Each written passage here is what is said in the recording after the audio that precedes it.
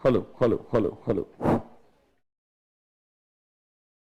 Online students, please confirm, am I audible and visible to you? Online students, please confirm, am I audible and visible to you?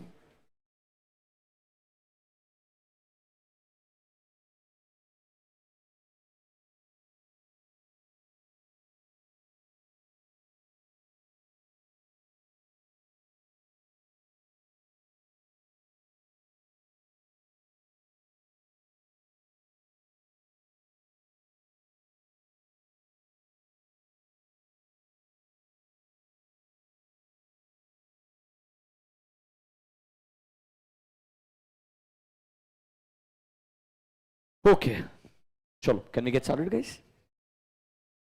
Atul उसको पानी और coffee के लिए बोल देना, ठीक है ना?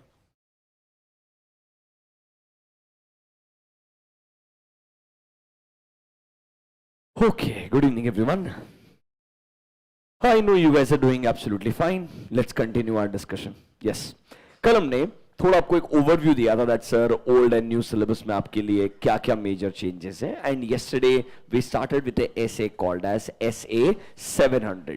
कुछ बचाव पार्ट डिस्कशन कंटिन्यू करेंगे and then will move to the next essay. चलिए 700 के अंदर हमने कल सबसे पहले क्या शुरू किया था, जस्ट 1 सेकेंड.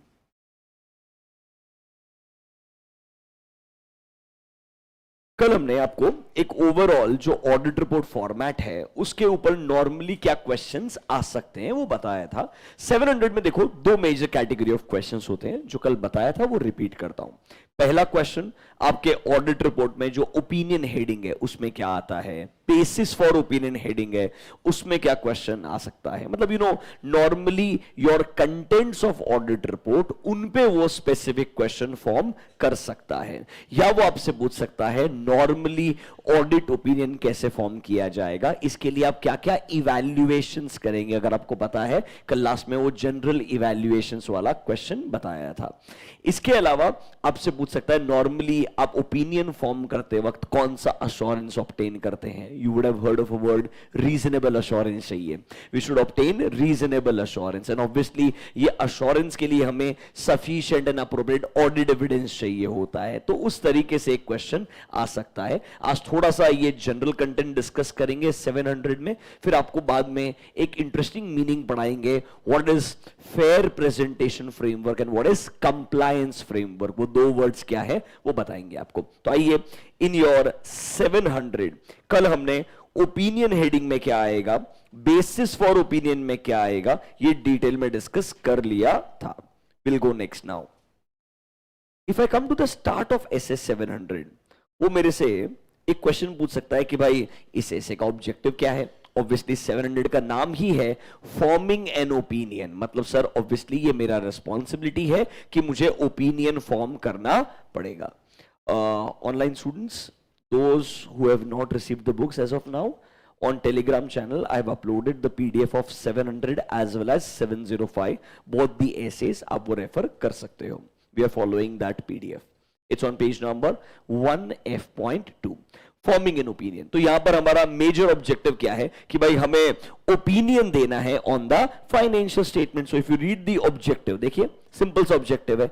ऑडिटर चाहता है ओपिनियन फॉर्म करना on the financial statements. Obviously opinion तक आने से पहले हमें प्लानिंग करना पड़ेगा, एविडेंसेस ऑब्टेन करने पड़ेंगे, उन्हें इवैल्यूएट करके कंक्लूजन ड्रॉ करना पड़ेगा, फिर वो कंक्लूजन के बेसिस पे हम हमारा ओपिनियन बनाएंगे. तो मतलब सर सिंपल है, we plan our audit procedures, we perform audit evidences and then we draw a conclusion and वो conclusion ही हमें opinion देने में help करता है. तो इस ऐसे का objective होगा कि हम opinion form करना चाहते हैं on the financial statements. Will that be based on evaluations performed by the auditor? Sir evaluate किसको करते हैं, पहले हम evidences obtain करते हैं. For example purchases के लिए हम purchase invoices check करेंगे, sales के लिए डॉक्यूमेंट्री एविडेंसेस चेक करेंगे, PPE property plant and equipment, addition हुआ है, डिलीशन हुआ है, वो सब आप चेकिंग करेंगे। ये सब एविडेंस ऑब्टेन करने के बाद में हम क्या ड्रॉ करते हैं, कंक्लूजन ड्रॉ करते हैं। वो कंक्लूजन ही एक तरीके से हमें ओपिनियन देने में हेल्प करता है। सर याद करो, कल एक लाइन बताया था आपको, अगर ऑडिटर कंक्लूड करता है that financial statements are free from material misstatements, तो हम कौन सा ओपिनियन देते हैं, क्लीन। अगर हमें लगता है no there can be material misstatements, तो हम क्लीन ओपिनियन नहीं देंगे, और कौन सा देंगे, मॉडिफाइड। आज हम वहां 705 के अंदर भी जाएंगे, डोंट वरी अबाउट दिस। अभी के लिए क्या ऑब्जेक्टिव का पॉइंट नंबर 1 क्लियर है क्या, कि सर हमें ओपिनियन देना है फाइनेंशियल स्टेटमेंट्स के ऊपर। ये ओपिनियन तक हम कैसे पहुंचेंगे, एविडेंसेस को ऑब्टेन करके, इवैल्यूएट करके हम कंक्लूजन ड्रॉ करेंगे, वो चीज मुझे ओपिनियन देने में हेल्प करेगा। और ये ओपिनियन कहां पर आता है, हमारे ऑडिट रिपोर्ट में आता है। तो ऑब्जेक्टिव नंबर बी देखिए, to clearly express your opinion through a written report, मतलब it is talking about your audit report. तो ओपिनियन देना है, वो भी हमारे रिपोर्ट के अंदर। अब देखो, इस पे डायरेक्टली ऑब्जेक्टिव पे 4 मार्क का क्वेश्चन हो ही नहीं सकता है। बेसिक ऑब्जेक्टिव 2 सिंपल से पॉइंट्स है। ये ऑब्जेक्टिव आपको क्यों आना चाहिए, इन पे एमसीक्यू बन सकता है, इन पे करेक्ट इनकरेक्ट आ सकता है, इसीलिए हमने थोड़े एसेस के ऑब्जेक्टिव्स को रीड करना चाहिए। That is just for your understanding part. अब वो मेरे से क्या क्वेश्चन पूछेगा, आप अपना ओपिनियन फॉर्म करते वक्त क्या क्या चीजें कंसीडर करते हैं, इधर आइए। Can you see, to form an opinion auditor will need a reasonable assurance. एक काम कीजिए, 2 मिनट स्पेंड कीजिए, कल जो पढ़ाया था ऐसा लग रहा है क्या वही लैंग्वेज है।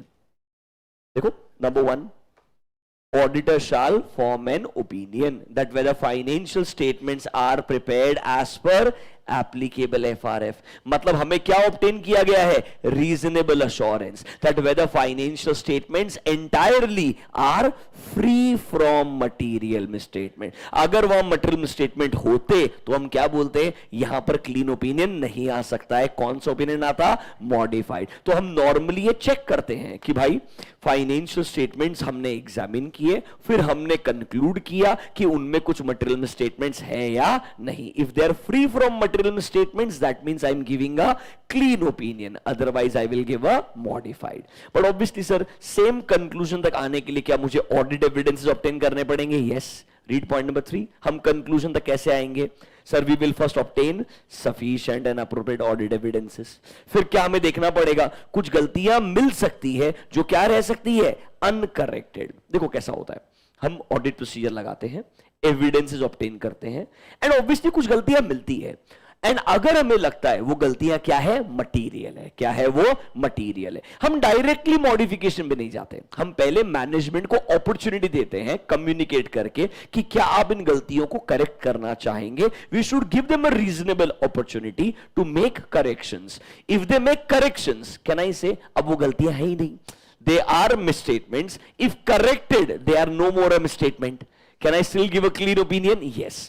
गलतियां मिली और उन्होंने करेक्ट नहीं की तो हम क्या बोलेंगे, दे आर अनकरेक्टेड मिसस्टेटमेंट्स। अब अगर हमको लगता है जो अनकरेक्टेड मिसस्टेटमेंट्स है वो क्या है, मटीरियल है, तो क्या हम मॉडिफिकेशन दे सकते हैं, हाँ। This is your point number B. हमने देखना चाहिए कि जो भी गलतियां हैं, देखो whether uncorrected misstatements are still material. अगर हां तो हम ड्रॉ करेंगे कि भाई देयर आर मटीरियल मिसस्टेटमेंट्स जो मैनेजमेंट करेक्ट करने को तैयार नहीं है, तो हमने क्लीन ओपिनियन नहीं देना चाहिए। और कौन सा देना चाहिए, मॉडिफाइड देना चाहिए। तो नॉर्मली ये चीजें हमने कंसिडर करनी चाहिए to draw our conclusion. Simple शब्दों में आपने क्या सोचना है, sir as a auditor I need to perform my procedures, obtain evidences, evaluate them, then conclude। What do I conclude? Are there material misstatements or not?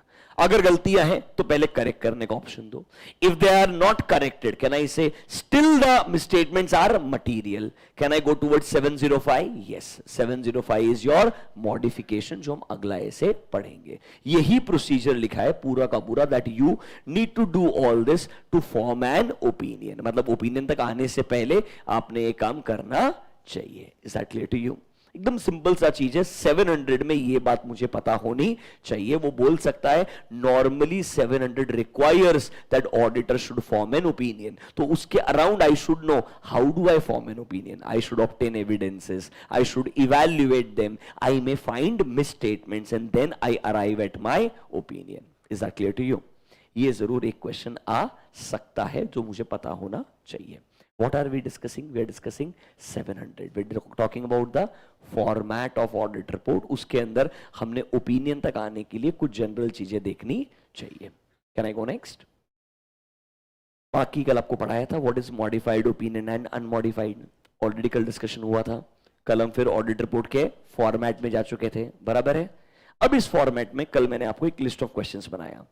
एक question आ सकता है auditor के ओपिनियन हेडिंग पे। कहां पर क्वेश्चन आ सकता है? Auditor के ओपिनियन के हेडिंग के ऊपर। There can be a question on basis for opinion, कल बताया था ये भी आपको, बराबर है। गोइंग कंसर्न पे क्वेश्चन यहां पर नहीं आएगा, वो 570 में अलग से पूछेंगे। कैम के ऊपर क्वेश्चन 701 में अलग से आएगा। मतलब यहां पर आपको इस ऐसे में उनके बारे में सोचने की जरूरत नहीं है। फिर अलग एक क्वेश्चन आ सकता है रेस्पॉन्सिबिलिटीज फॉर फाइनेंशियल स्टेटमेंट। ये बात कर रहा है मैनेजमेंट की रेस्पॉन्सिबिलिटी का। क्या बात कर रहा है? मैनेजमेंट की रेस्पॉन्सिबिलिटी का। ये जरूर मेरे लिए एक क्वेश्चन बन सकता है। This can still be a question जो हम डिस्कस करेंगे। ऑडिटर की रेस्पॉन्सिबिलिटी इंपॉर्टेंट है, बट मैंने आपको कल भी बताया था, आपको बाकी एसेस पढ़ाएंगे, उनका समरी आपको यहां पर मिल जाएगा। अभी उसका डिस्कशन करके फायदा नहीं होगा। फिर रेस्पॉन्सिबिलिटीज के रिगार्डिंग लोकेशन के ऊपर है, तो ये दोनों चीजें साथ में डिस्कस होगी, नॉट नाउ। अभी एक क्वेश्चन जो आपको बताएंगे that is signature of the auditor. क्या बताएंगे? Signature of the auditor. तो अब हम डिस्कस करेंगे मैनेजमेंट की responsibilities and signature of the auditor, ताकि हमारा ऑडिट रिपोर्ट का एलिमेंट्स का मेजर पार्ट कवर हो जाएगा। एक बार रिवाइज करवा देते हैं आपको। सबसे पहला था टाइटल, आपको याद है टाइटल? Independent auditors report. उसके बाद में कैन सी एड्रेसी, रिपोर्ट किसको एड्रेस की जा रही है? To the members. याद आया आपको?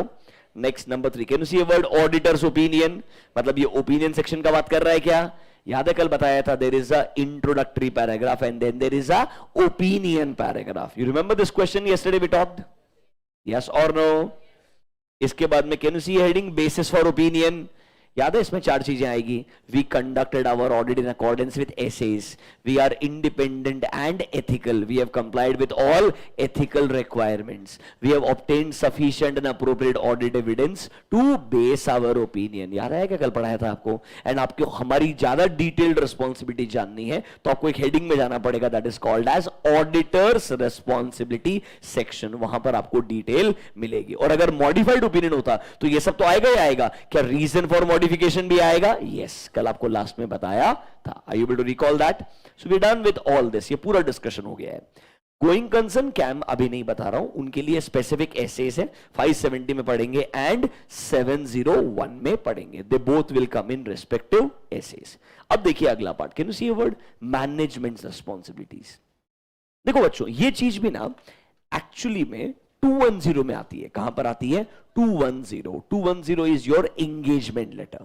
210 इज योर एंगेजमेंट लेटर, मतलब डिटेल में वहां पर आएगा, फिर भी आपको एक ओवरव्यू देते हैं। सुनिएगा, What is the responsibility of management? Simple शब्दों में, who is responsible to prepare financial statements? Management. So management का major responsibility क्या है? Financial statements को बराबर से बनाना and present करना. How will they prepare financial statement? As per applicable FRF. What is applicable FRF? AS or Ind AS plus your Schedule 3. ये responsibility किसका है? Management का है। एक बात बताइए, मुझे अगर बढ़िया से फाइनेंशियल स्टेटमेंट बनाना है एंड बिजनेस को रन करना है, क्या मुझे अच्छे इंटरनल कंट्रोल्स भी चाहिए? सोचिए ना, कंपनी में अगर परचेस प्रोसेस नहीं होगा, सेल्स प्रोसेस नहीं होगा, खर्चा इनकर करने का प्रोसेस नहीं होगा, तो डे टू डे ट्रांजैक्शन कैसे होंगे? कंट्रोल्स भी इक्वली इंपॉर्टेंट होते हैं। तो ये कंट्रोल्स को बढ़िया से डिजाइन करके इंप्लीमेंट करने का काम किसका है? मैनेजमेंट का। तो मैनेजमेंट के 2 रिस्पॉन्सिबिलिटी हो गए। पहला, to prepare and present financial statements. Number 2, अच्छे कंट्रोल्स को लगाओ, दैट इज डिजाइन करो एंड उन्हें इंप्लीमेंट करो। ये रिस्पॉन्सिबिलिटी किसका हो गया? मैनेजमेंट का हो गया। अच्छा एक बात बताओ, कंपनी में गोइंग कंसर्न प्रॉब्लम है या नहीं है, ये कौन सोचता है? पहले मैनेजमेंट सोचता है। देखो, who runs the business? Companies management. So on a daily basis उन्हें पता होगा ना मेरे बिजनेस में क्या चैलेंजेस हैं, क्या प्रॉब्लम्स हैं। इसीलिए गोइंग कंसर्न का एक ऐसे पढ़ाएंगे, वहां पर ऑडिटर को ये भी बोला है पहले आप मैनेजमेंट से पूछिए कि भाई एज अ मैनेजमेंट आपने कंपनी का गोइंग कंसर्न असेसमेंट किया है क्या? मतलब क्या है? हम जो बिजनेस चला रहे हैं डे टू डे बेसिस में, क्या कोई ऐसे प्रॉब्लम्स आ रहे हैं क्या जिसकी वजह से मुझे लगे कि शायद कंपनी के गोइंग कंसर्न में क्या आ सकते हैं, इश्यूज आ सकते हैं। एग्जांपल देखिए, think about companies around you. Jet Airways एक एयरलाइन, नाम सुना है? ऑलमोस्ट लैंड हो चुका है, वापस टेक ऑफ नहीं हुआ है। मतलब क्या ना, इसे बिजनेस के ऑपरेशंस बंद हो गए हैं। गोइंग कंसर्न प्रॉब्लम हो सकता है कि प्रॉब्लम है। स्पाइस जेट अभी तक उड़ रहा है, बट फाइनेंशियल पोजीशन बुरी होती जा रही है वापस से। अगर वापस से पैसा रेस करना इजीली पॉसिबल नहीं हुआ, हालांकि रिसेंट टाइम में एक न्यूज आया, बॉम्बे का एक कपल ने उनको पैसा इन्वेस्ट करने के लिए अग्री कर लिया है। बट अगर ऐसे इन्वेस्टर्स अग्री नहीं करेंगे तो स्पाइस जेट के अंदर भी गोइंग कंसर्न प्रॉब्लम आ सकता है। तो नॉर्मली कंपनी का जो मैनेजमेंट होता है वो कॉन्स्टेंटली मॉनिटर करते रहता है कि मेरे बिजनेस के गोइंग कंसर्न में कुछ चैलेंजेस या प्रॉब्लम्स हो सकते हैं क्या। ये चीज भी किसकी रिस्पॉन्सिबिलिटी है? मैनेजमेंट की। तो 3 पॉइंट याद रखना। फाइनेंशियल स्टेटमेंट्स को प्रिपेयर करके प्रेजेंट करना, अच्छे इंटरनल कंट्रोल्स को डिजाइन करके इंप्लीमेंट करना, गोइंग कंसर्न प्रॉब्लम है या नहीं उसका आइडेंटिफिकेशन एंड असेसमेंट करना। ये तीनों चीजें किसकी रिस्पॉन्सिबिलिटी है? मैनेजमेंट की है। आइए पेज नंबर 1F.5। आज मैं आपको कुछ एग्जाम के क्वेश्चंस भी दिखाऊंगा। अभी के लिए लेट्स स्टार्ट आवर डिस्कशन। देखिए, हमारे रिपोर्ट में मैनेजमेंट की कुछ रिस्पॉन्सिबिलिटीज भी आती है। नंबर 1, ये मैनेजमेंट का रिस्पॉन्सिबिलिटी है that they should prepare the financial statement as per applicable FRF. And क्या उन्होंने अच्छे इंटरनल कंट्रोल्स पे लगाने चाहिए? यस, ऐसा बोला जाता है। कंट्रोल्स अगर अच्छे रहेंगे तो फाइनेंशियल स्टेटमेंट भी टाइमली बेसिस पे बन जाएंगे एंड फाइनेंशियल स्टेटमेंट्स में गलतियां होने के चांस भी कम होंगे। तो sir, management is responsible to prepare financial statement, they should also design good internal controls ताकि financial statements can be free from material misstatements. देखो, मैनेजमेंट ये थोड़ी चाहेगा कि मेरे कंपनी के फाइनेंशियल स्टेटमेंट में गलतियां होनी चाहिए। इवन दे वुड वांट कि गलतियां नहीं होनी चाहिए, तो उन्होंने अच्छे कंट्रोल लगाने चाहिए। इस point number A clear to you. Read point number B। उन्होंने असेस करना चाहिए कि क्या एंटिटी का ability to continue as a going concern and whether use of going concern is appropriate. Normally ये चीज कंपनी का मैनेजमेंट सोचता है। हम आपको ये डिटेल में कहां पढ़ाएंगे? ऐसे 570 में पढ़ाएंगे। अब देखो, पॉइंट नंबर A हर किसी को याद रहेगा।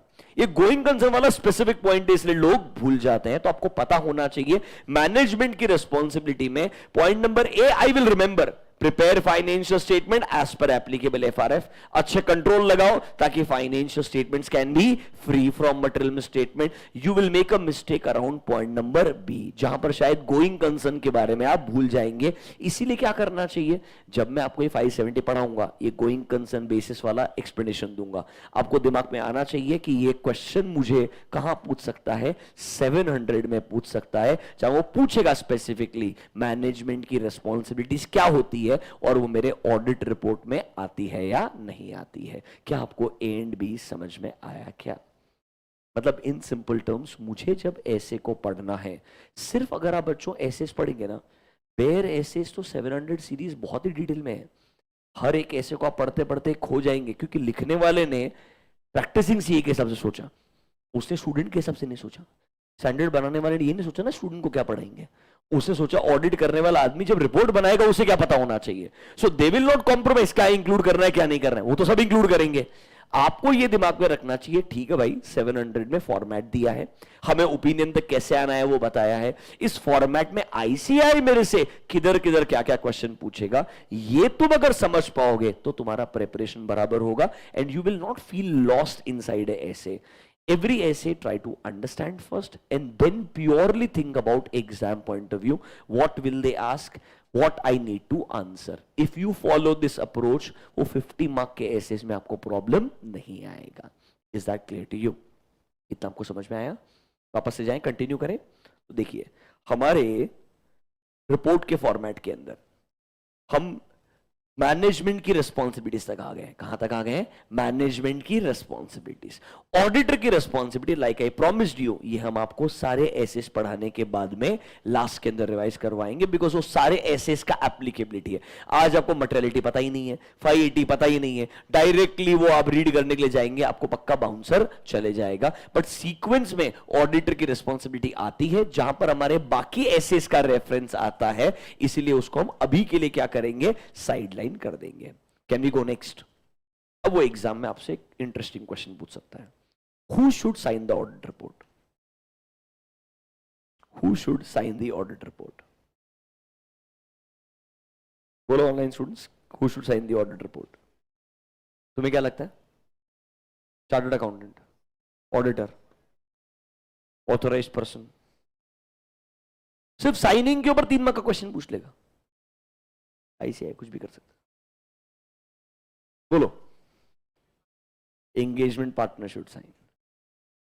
थोड़ा बहुत अगर कंपनीज एक्ट याद है, वो बोलता है the person who is appointed as a auditor should sign the audit report. Law बोलता है the person who is appointed as a auditor should sign the audit report. Now who is appointed as a auditor? It can be either individual or a firm. It can be either individual or a firm. Firm के behalf पे कौन sign करेगा? कोई ना कोई partner sign करेगा, but that partner should be a chartered accountant holding a COP. तो can I से जब सिग्नेचर आएगा तो अगर फर्म है उस केस में फर्म का नाम भी आएगा, फर्म का रजिस्ट्रेशन नंबर आएगा, पार्टनर का साइन आएगा, पार्टनर का मेंबरशिप नंबर आएगा. All these details should come along with your signature. तो आपसे जब वो ऐसा क्वेश्चन पूछता है ना, दे वांट मोर डिटेल. सिर्फ 1 लाइन आंसर नहीं होना चाहिए. प्रॉब्लम क्या, आप वो एक 1 लाइन लिख के कंप्लीट कर देते हो, बट आपको देखना चाहिए क्या वो मुझसे 3 मार्क का क्वेश्चन पूछने का ट्राई कर रहा है क्या. That signature of the auditor can also become a specific question. आइए, in your modules come to page number 1F.7 आपको एक पॉइंट नंबर 11 मिलेगा. देखिए, the auditor's report shall be signed and it is signed by the auditor. When I say auditor मतलब जिसको हमने appoint किया है. कैन आई से वो अगर एक इंडिविजुअल इंसान हो तो उसका फर्म पर्सनल नाम पे आएगा क्या? हाँ.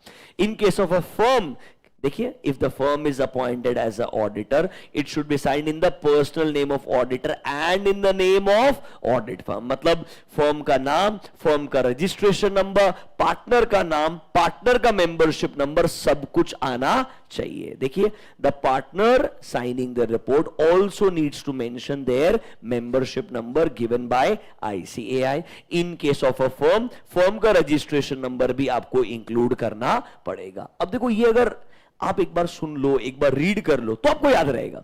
So you should prepare in such a manner that आप जनरल, ओके साइन किसने करना चाहिए? ऑडिटर ने करना चाहिए. इसके बेस पे आपको मार्क्स नहीं मिल सकता है. यार वापस एक चीज सोचिए ना, बार बार मैं ये बात बोलता हूं, think about it. People who actually sign on the audit reports charge a huge amount of money. आप RIL का ऑडिट रिपोर्ट देखेंगे तो RIL के एनुअल रिपोर्ट में आपको X करोड़ का ऑडिट फीस दिखेगा. TCS केस में X करोड़ का audit fees. I am talking about 5 crore, 10 crore, 20 crore for signing the audit reports. Don't you think it's about the extent of technical knowledge how much you have? मतलब ऐसा नहीं है कि आपको सिर्फ साइन करने के लिटरली पैसे मिल रहे हैं. इट्स अबाउट आप उस बिजनेस में कितना रिस्क ले रहे हैं, उसे कैसे चेक कर रहे हैं, आपका रिस्पॉन्सिबिलिटी कैसे फुलफिल कर रहे हैं, उसके बेस पे डिटरमाइन किया जा रहा है कि आपको एक्चुअली में ओवरऑल इसके लिए कॉम्पनसेशन कितना मिलना चाहिए. इसीलिए बोल रहा हूं, सिर्फ जनरल अप्रोच फॉलो मत करो हर बार कि भाई ऑडिट रिपोर्ट ऑडिटर साइन करेगा. सोचो, इसके अराउंड लॉ कुछ बोलता है क्या? इसके अराउंड कोई और गाइडलाइन हो सकती है क्या? स्टैंडर्ड में कुछ इसके बारे में बोला जा सकता है क्या? लॉ सिंपल बोलता है, जिसको आपने अपॉइंट किया उसने साइन करना चाहिए. अब मुझे एक बात बताओ, do you appoint the partner as a auditor or firm as auditor? As per law, do you appoint partner as a auditor or firm as auditor? You appoint firm as a auditor. तो can I say partner can be anyone. कैसा हो सकता है? ए partner ने पूरा audit किया but B ने audit report sign कर दिया. एक फर्म है, let's say PwC Pune, 3 partner है A, B and C. ए ने पूरा ऑडिट किया है, बी ने रिपोर्ट साइन कर दिया. Is it possible? अलाउड है तुम्हारे सबसे? बी से सी चलेगा? ऑडिट ए ने किया, can be sign, engagement partner, audit A ने किया, पूरा बोल रहा हूं, अब तुम उसको डिफाइन करो वो एंगेजमेंट पार्टनर है कि नहीं है। Signed by B, memorandum of understanding sign कर, बी साइन कर सकता है, कोई दिक्कत वाला बात नहीं है, बट दोनों पार्टनर्स के बीच में एमओयू होना चाहिए, that is called as memorandum of understanding. इसका मतलब है एग्जीक्यूशन ए ने किया है, साइनिंग बी ने किया है। Why is this allowed? Because there is a ceiling limit of partners. 20 का लिमिट याद आ रहा है क्या? वो एज पर आईसीआई गाइडलाइन 30 का लिमिट है, वो 20 तो एज पर कंपनीज एक्ट है। हो सकता है ना पार्टनर ए का सीलिंग लिमिट क्रॉस हो गया होगा, एग्जीक्यूशन उसने कर लिया होगा, तो कौन साइन कर सकता है? कोई और पार्टनर साइन कर सकता है। हम वैसे भी पार्टनर को अपॉइंट ही नहीं कर रहे हैं, हम किसको अपॉइंट कर रहे हैं? फर्म को। And anyone can sign on behalf of the firm till the time that person is a chartered accountant holding a COP. कोई दिक्कत वाला बात नहीं है, अलाउड है ये ऑफिशियली, बहुत कॉमन है, हो भी सकता है। मतलब आपको थोड़ा सोचना पड़ेगा कि डायरेक्टली वो इसके अराउंड क्या चीजों के पर्सपेक्टिव से क्वेश्चनिंग कर सकता है। कोई भी चीज को जनरल तरीके से इग्नोर मत कीजिए। मेरे को लगता है if that is the thought process you follow, आपका प्रिपरेशन अच्छा होगा। Do you understand signature of the auditor? Do you understand this part? पक्का? Any doubt to anyone? बाकी तो सिर्फ प्लेस, लोकेशन जहां पे आपने बैठ के साइन किया है, डेट आपको डालना पड़ेगा, ये बेसिक सा चीज है। Have you heard of UDIN? Unique document identification number, सुना है क्या आपने ये चीज? देखो एक रिस्क होना शुरू हो गया। अब आपने बोला ना चार्टर्ड अकाउंटेंट ने साइन करना चाहिए, बहुत सारे केस में ऐसा भी होने लग गया कि भाई लेट्स से साइन मैंने किया है पर मैंने ऑडिट ही नहीं किया है। मैंने मतलब किसी ने भी ऑडिट नहीं किया, सिर्फ साइन करने का पैसा ले लिया। ये भी तो रिस्क है कि नहीं है? या मैंने बी से साइन किया, चेक कैसे करोगे? You understanding my point? Private limited का ऑडिट रिपोर्ट साइन किया है, आपको लिटरली एक एक का जाके वेरीफाई करना पड़ेगा। तो उन्होंने क्या बोला, थोड़ा ऐसा फेक साइनिंग होना बहुत कॉमन हो गया, लिमिट्स क्रॉस होना बहुत कॉमन हो गया, तो एक कंट्रोल चाहिए। तो आईसीआई ने एक तरीके से पोर्टल बनाया, यहां पर बोला आप अगर एक प्रैक्टिसिंग चार्टर्ड अकाउंटेंट हो, अपना रजिस्ट्रेशन करवाइए। हर एक रिपोर्ट, हर एक सर्टिफिकेट जो आप साइन करने वाले हो, उसको पहले एक एप्लीकेशन, मतलब वहां पे ऑनलाइन लॉग इन करके आप एक रजिस्ट्रेशन नंबर, एक यूनिक नंबर जनरेट कीजिए for every document that you are going to sign. इससे क्या होगा? It's like OTP, it's like OTP, that is a unique number for that particular certificate. तो that number represents that मेरे registration number से ये एक unique document number generate हुआ है, मतलब मैंने एक document पे sign किया है जिसपे number लिखा होगा, मतलब basically उस document पे, उस audit report में मेरा sign भी आएगा और वो UDIN number भी आएगा that represents कि ये number मैंने generate किया है, the one who is the signing partner। इससे पता चल जाएगा उस signing partner ने कितने document generate किए हैं, अरे कितने नंबर जनरेट किए, उससे पता चल जाएगा कितने रिपोर्ट साइन किए हैं, कितने सर्टिफिकेट साइन किए हैं। वो सर्टिफिकेट मैंने साइन किया है या मेरा साइन किसी ने फेक कर दिया होगा। अरे स्टैम्प बनाना कितना मुश्किल काम है, it's not a difficult job. You understanding my point, right? If I can copy someone sign and if I can have a stamp of that person with the membership number, it's easy, people can do it fakely. हम चाहते हैं ऐसा ना हो, एक control होना चाहिए, इसलिए यूडिन बनाया। देखिए, it was notice that financial documents and certificates attested by third person were misrepresenting themselves as CA members। ये अथॉरिटीज को कंप्लेन्स आए बहुत सारे, तो आईसीआई को ही कंप्लेन्स के बाद समझ में आया बहुत सारे सिग्नेचर्स फोर्ज किए जा रहे हैं। इस प्रैक्टिस को रोकने के लिए उन्होंने क्या किया, फेज मैनर में एक concept of UDIN, full form देखिए, unique document identification number. Every document that you sign, उसके लिए एक यूनिक नंबर निकालो, वो नंबर डालो जिससे पता चल जाएगा ये मैंने ही साइन किया है या नहीं किया है। देखिए, चार्टर्ड अकाउंटेंट्स जिनके पास में फुल टाइम सीओपी है, वो यूडिन पोर्टल पे रजिस्टर करेंगे and every time they are signing और अटेस्टिंग समथिंग, वो क्या जनरेट करेंगे, एक unique document identification number generate करेंगे एंड उसको क्या करना पड़ेगा, मेंशन करना पड़ेगा अलोंग विद देयर सिग्नेचर। तो इससे पता चल जाएगा कि मैंने जिस डॉक्यूमेंट पे साइन किया है वो नंबर मैंने ही जनरेट किया है या एक्चुअली में जनरेट मैंने किया ही नहीं होगा। It can be a fake signature of a chartered accountant. Is that clear to you? This is called as UDIN का कॉन्सेप्ट। फुल फॉर्म पता होना चाहिए, मीनिंग पता होना चाहिए, कोई एमसीक्यू आपसे पूछ सकता है। Is that clear to you? थोड़ा समझ में आ रहा है क्या? देखो ऑनेस्टली 700 का जो मेजर पार्ट है वो यहाँ पे एक्चुअली खत्म हो जाता है। मैं आपको कुछ क्वेश्चंस दिखाता हूँ जो हमने कल और आज में डिस्कशन किया, उसके अराउंड आईसीआई मेरे से क्या पूछेगा, मुझे आंसर कैसे लिखना है, फिर आपको एक दो चीजें और है मीनिंग वो एक्सप्लेन करता हूं. Should you look at some questions. देखें क्वेश्चंस. देखो, बिना क्वेश्चन देखे कॉन्फिडेंस आएगा ही नहीं कि मैं जो पढ़ रहा हूं वो काम का है क्या. आपको साथ साथ में सेल्फ स्टडी के दौरान क्वेश्चन देखना जरूरी होता है. जानबूझ के नए सिलेबस का आईसीआई मॉड्यूल क्वेश्चन निकाल रहा हूं पहले, ताकि आपको थोड़ा सा कॉन्फिडेंस आए कि ये आईसीआई के ही मॉड्यूल के क्वेश्चन है जो एक्चुअल एग्जाम में पूछे गए. आईसीआई ने भी नए मॉड्यूल के क्वेश्चन खुद की कंपाइलेशन से निकाले. पहले आईसीआई क्या करता था, आपके मॉड्यूल्स आते थे उसमें क्वेश्चंस नहीं होते थे. They used to give something called as practice manual. क्या देते थे? Practice manual. बहुत पुराना स्टोरी है, आज के 5-6 साल पहले का. वहां पर सारे क्वेश्चंस कंपाइल करते थे. मतलब जो टीचर आपको आज क्वेश्चन देता है वो ऐसे देता था. It used to be called as practice manual. फिर लास्ट सिलेबस में कुछ तो हुआ, उन्होंने प्रैक्टिस मैनुअल देना बंद कर दिया. उन्होंने कुछ कुछ क्वेश्चंस को मॉड्यूल में इंक्लूड करना शुरू किया, बट वो कंप्लीट लिस्ट नहीं था. नए मॉड्यूल में एक अच्छा चीज है, उन्होंने बोला क्वेश्चंस को भी इधर ही इंक्लूड कर देते हैं. तो उन्होंने बहुत सारे प्रीवियस एग्जाम से पूछे हुए क्वेश्चंस को अपने ही मॉड्यूल के एंड में इंक्लूड कर दिया. और इस बार अच्छा खासा लिस्ट है, मतलब they've included good number of questions. ऐसा नहीं है कि एक दो क्वेश्चंस है, मतलब बहुत सारे. हर चैप्टर में आपको 15-20 क्वेश्चन मिलेंगे. करेक्ट इनकरेक्ट भी मिलेगा, एक दो केस स्टडी बेस्ड एमसीक्यू भी मिलेगा, और थ्योरी वाले मतलब सब्जेक्टिव क्वेश्चन तो 8-10 आराम से मिलेंगे. They are all actual exam questions जो आज तक पूछे गए हैं इन कॉन्सेप्ट्स के around. Can we go through some questions? चलिए आइए, read question number 6. Let's see. डरने का नहीं है. The first section of auditor's report shall include auditor's opinion and shall have the heading opinion. Okay, the opinion section of auditor's report should identify किस entity के financial statements को हमने audit किया है. अपार्ट फ्रॉम दिस और क्या relevant points हम include करते हैं किधर. कल तुमको मैंने बोला था कि नहीं बोला था. मैं जानबूझ के आपको वही बता रहा हूं कि ये सारे के सारे क्वेश्चंस को अगर आप ढंग से ढूंढे. याद है कि ये आंसर कल समझाया था आपको मैंने. क्या क्या चीजें आएगी बोलो जरा इसमें. कंपनी का नाम आएगा, एक स्टेटमेंट आएगा that we have audited the financial statements. Financial statement में क्या क्या है वो सब देना पड़ेगा. नोट्स टू अकाउंट्स भी कवर किया वो बताना पड़ेगा. पीरियड कौन सा कवर्ड है बताना पड़ेगा. एंड फिर एक्चुअल ओपिनियन भी आएगा ना. You want to see the answer.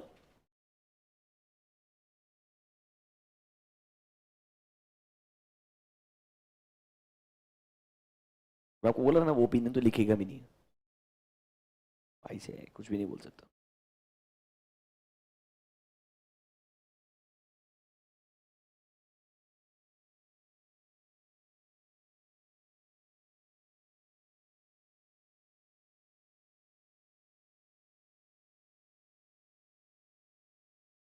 बोलो ठीक लग रहा है क्या.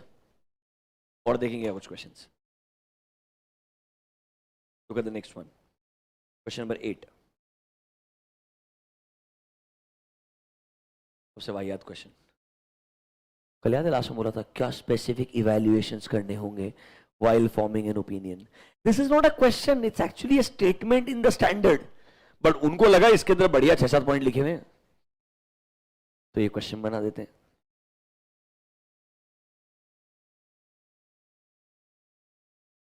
पढ़ के देखो जरा, कल बताया था क्या ये. अरे वो नोट्स के अंदर वैसे ही लिखा हुआ है, जानबूझ करके आइडेंटिफिकेशन ही वैसे किया है. That should be the approach. पढ़ के देखो एक बार आंसर. कल बताया था क्या. ये हमारे इधर नोटबुक में मॉड्यूल में रहेगा, नोट नंबर 2 मेरे हिसाब से. This will be note number 2 in our module. ये देखो, specific evaluation by the auditor. Rather best बोलता हूं, ये हेडिंग भी हम बनाते हैं आईसीए को क्वेश्चन को देख के, ताकि मैच होना चाहिए बच्चे के लिए. कुछ नहीं, ऐसे के अंदर लास्ट में एक एक्सप्लेनेशन में लिखा हुआ था, उनको लगा 5-6 बढ़िया पॉइंट है पूछ लेते हैं. या फाइनल में भी पूछा, ऐसा भी नहीं सिर्फ इंटर में है, कुछ भी करते हैं. आपको प्रिपेयर करते वक्त बहुत ख्याल रखने की जरूरत है. You should think purely after understanding everything. What will they ask, what should I right. तुम अगर इस अप्रोच को फॉलो नहीं करोगे तो पेपर में कुछ समझ ही नहीं आएगा, पता ही नहीं चलेगा पेपर में पूछना क्या चाहता है. एमसीक्यू और करेक्ट इनकरेक्ट छोड़ के. You understand this. Online students ठीक लग रहा है क्या. वो लगता है कि ऑनलाइन स्टूडेंट सुनता है. तुमको लगता है क्या, सुनता है? सीरियसली तुम बोल रहे हो तो होगा। Can we go next? Another question. Specific valuation हो गया। रीड दिस वन, ये पक्का बाउंसर जाएगा।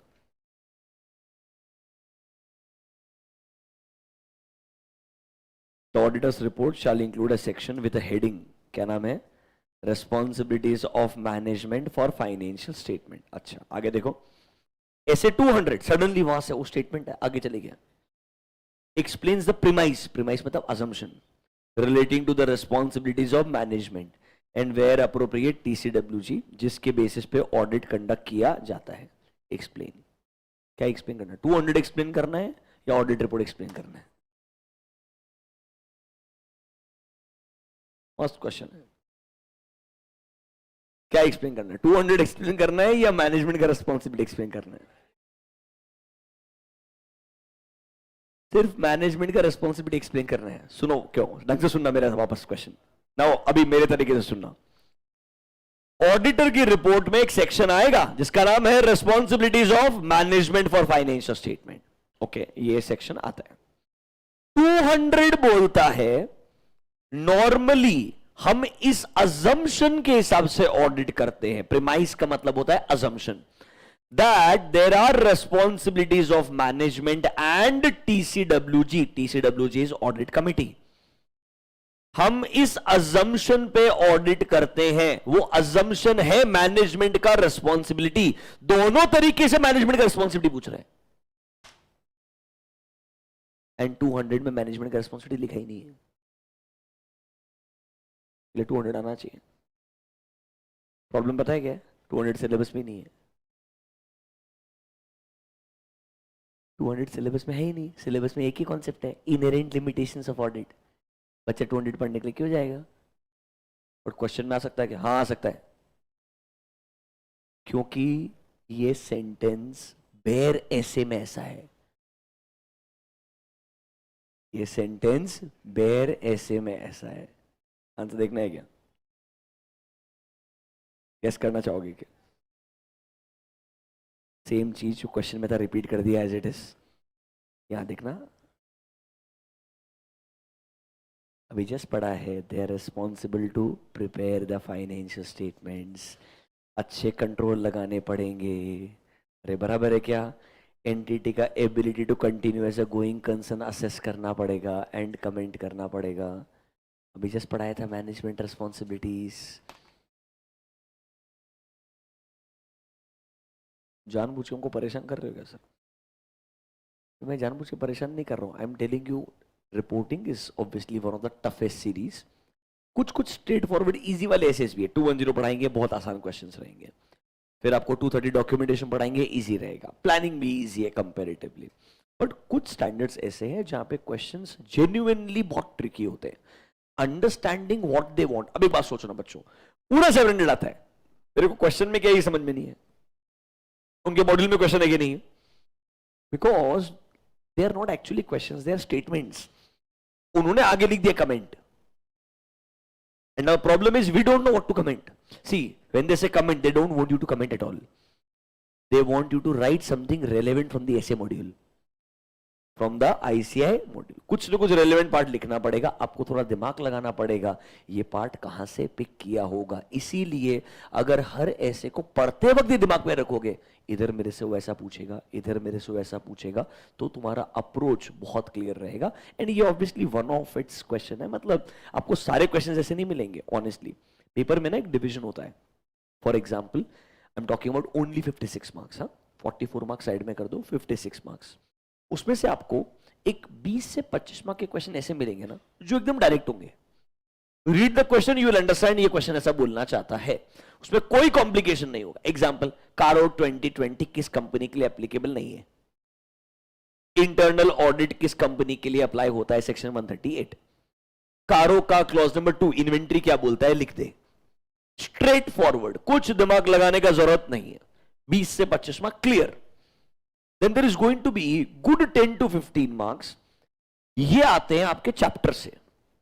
वो चैप्टर्स में क्या होता है ना, स्टेटमेंट होते हैं। उस स्टेटमेंट के नीचे पॉइंट्स होते हैं। They are specific questions, they are specific question, I will help you to identify that. वो थोड़े चैलेंजिंग है, पर अगर आइडेंटिफाई कर लिए तो लिखना इजी हो जाएगा। उसमें ऐसा नहीं है, for example revenue should not be over stated, क्या चेक करोगे? अरे same invoice multiple time record नहीं होना चाहिए, सेल्स रिटर्न का बुकिंग बराबर होना चाहिए, मतलब उसके लिए स्पेसिफिक आंसर है जो दिमाग लगा के आप समझ सकते हो और लिख पाओगे। उसके लिए थोड़ी मेहनत करनी पड़ेगी।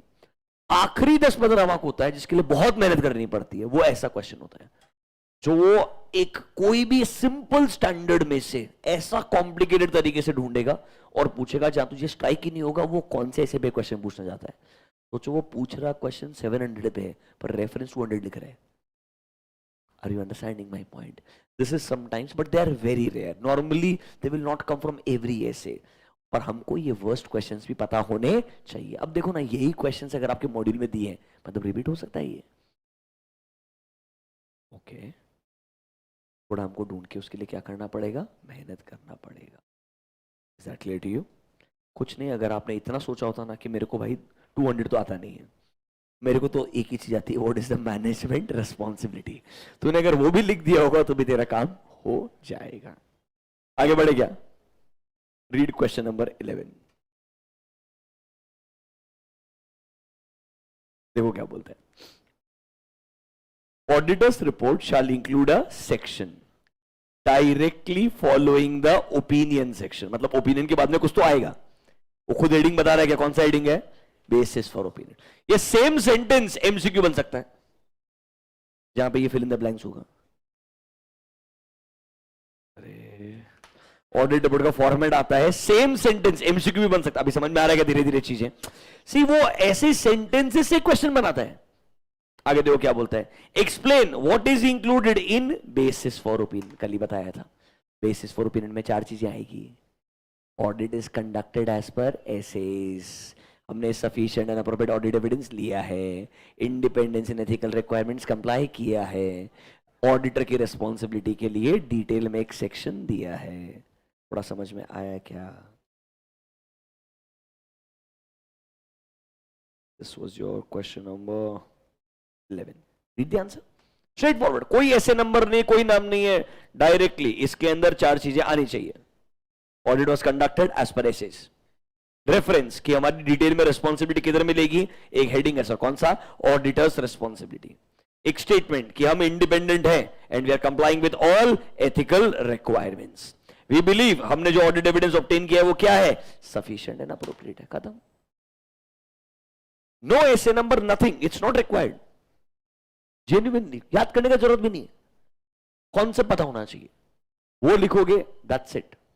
मतलब आधे खुद के आंसर में ऐसे नंबर नहीं उनके। You understanding this? पक्का? थोड़ा 700 समझा क्या? थोड़ा बहुत? Feeling little bit comfortable now? Confirm? आप नोटिस कीजिए, we have hardly devoted 1.5 hour. पहला ऐसे था, बाउंसर लिया डायरेक्टली मैंने। सर आपने अच्छे से चैप्टर 1 से शुरू करना चाहिए, डेफिनेशन ऑफ ऑडिट से। It would have been wiser and easier, I understand that, but बहुत सारी चीज़ें उसमें वेस्ट ऑफ टाइम है। मेरे को लगता है मेजोरिटी बच्चों को पता होगी डेफिनेशन ऑफ ऑडिट वगैरह, and they don't even ask that. And this is not a regular batch where I should start with financial statement. क्या होता है, आई एम अज्यूमिंग उतना आपको आता है। अप्रोच ठीक लग रहा है? आगे बढ़े, चलो। एक कॉन्सेप्ट है, बता देते हैं, उस पर मेरे को आज तक क्वेश्चन देखने को मिला नहीं है इंटर में। मेरा प्रेडिक्शन है कभी ना कभी क्वेश्चन जरूर आएगा। This is still not part of your normal questions का list. What is this concept? आइए, before we go to the next ऐसे, एक कॉन्सेप्ट पढ़ाते हैं आपको। In your modules, it's on page number 1F.11, you see a note number 4।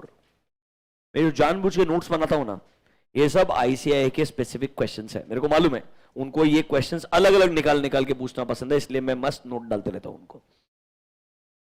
You get my point? तो आपने preparation करते वक्त थोड़ा ज्यादा फोकस करना चाहिए। डेफिनेशन आइए, यहां पर आपको एक वर्ड मिलेगा, this is called as fair presentation framework and one is called as compliance framework. आपको दोनों का एक ओवरव्यू देता हूं, सुनिएगा।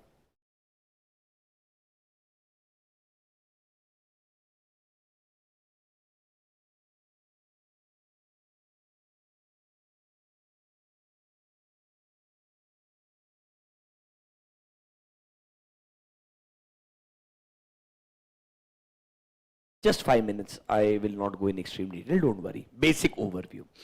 There is something called as applicable FRF.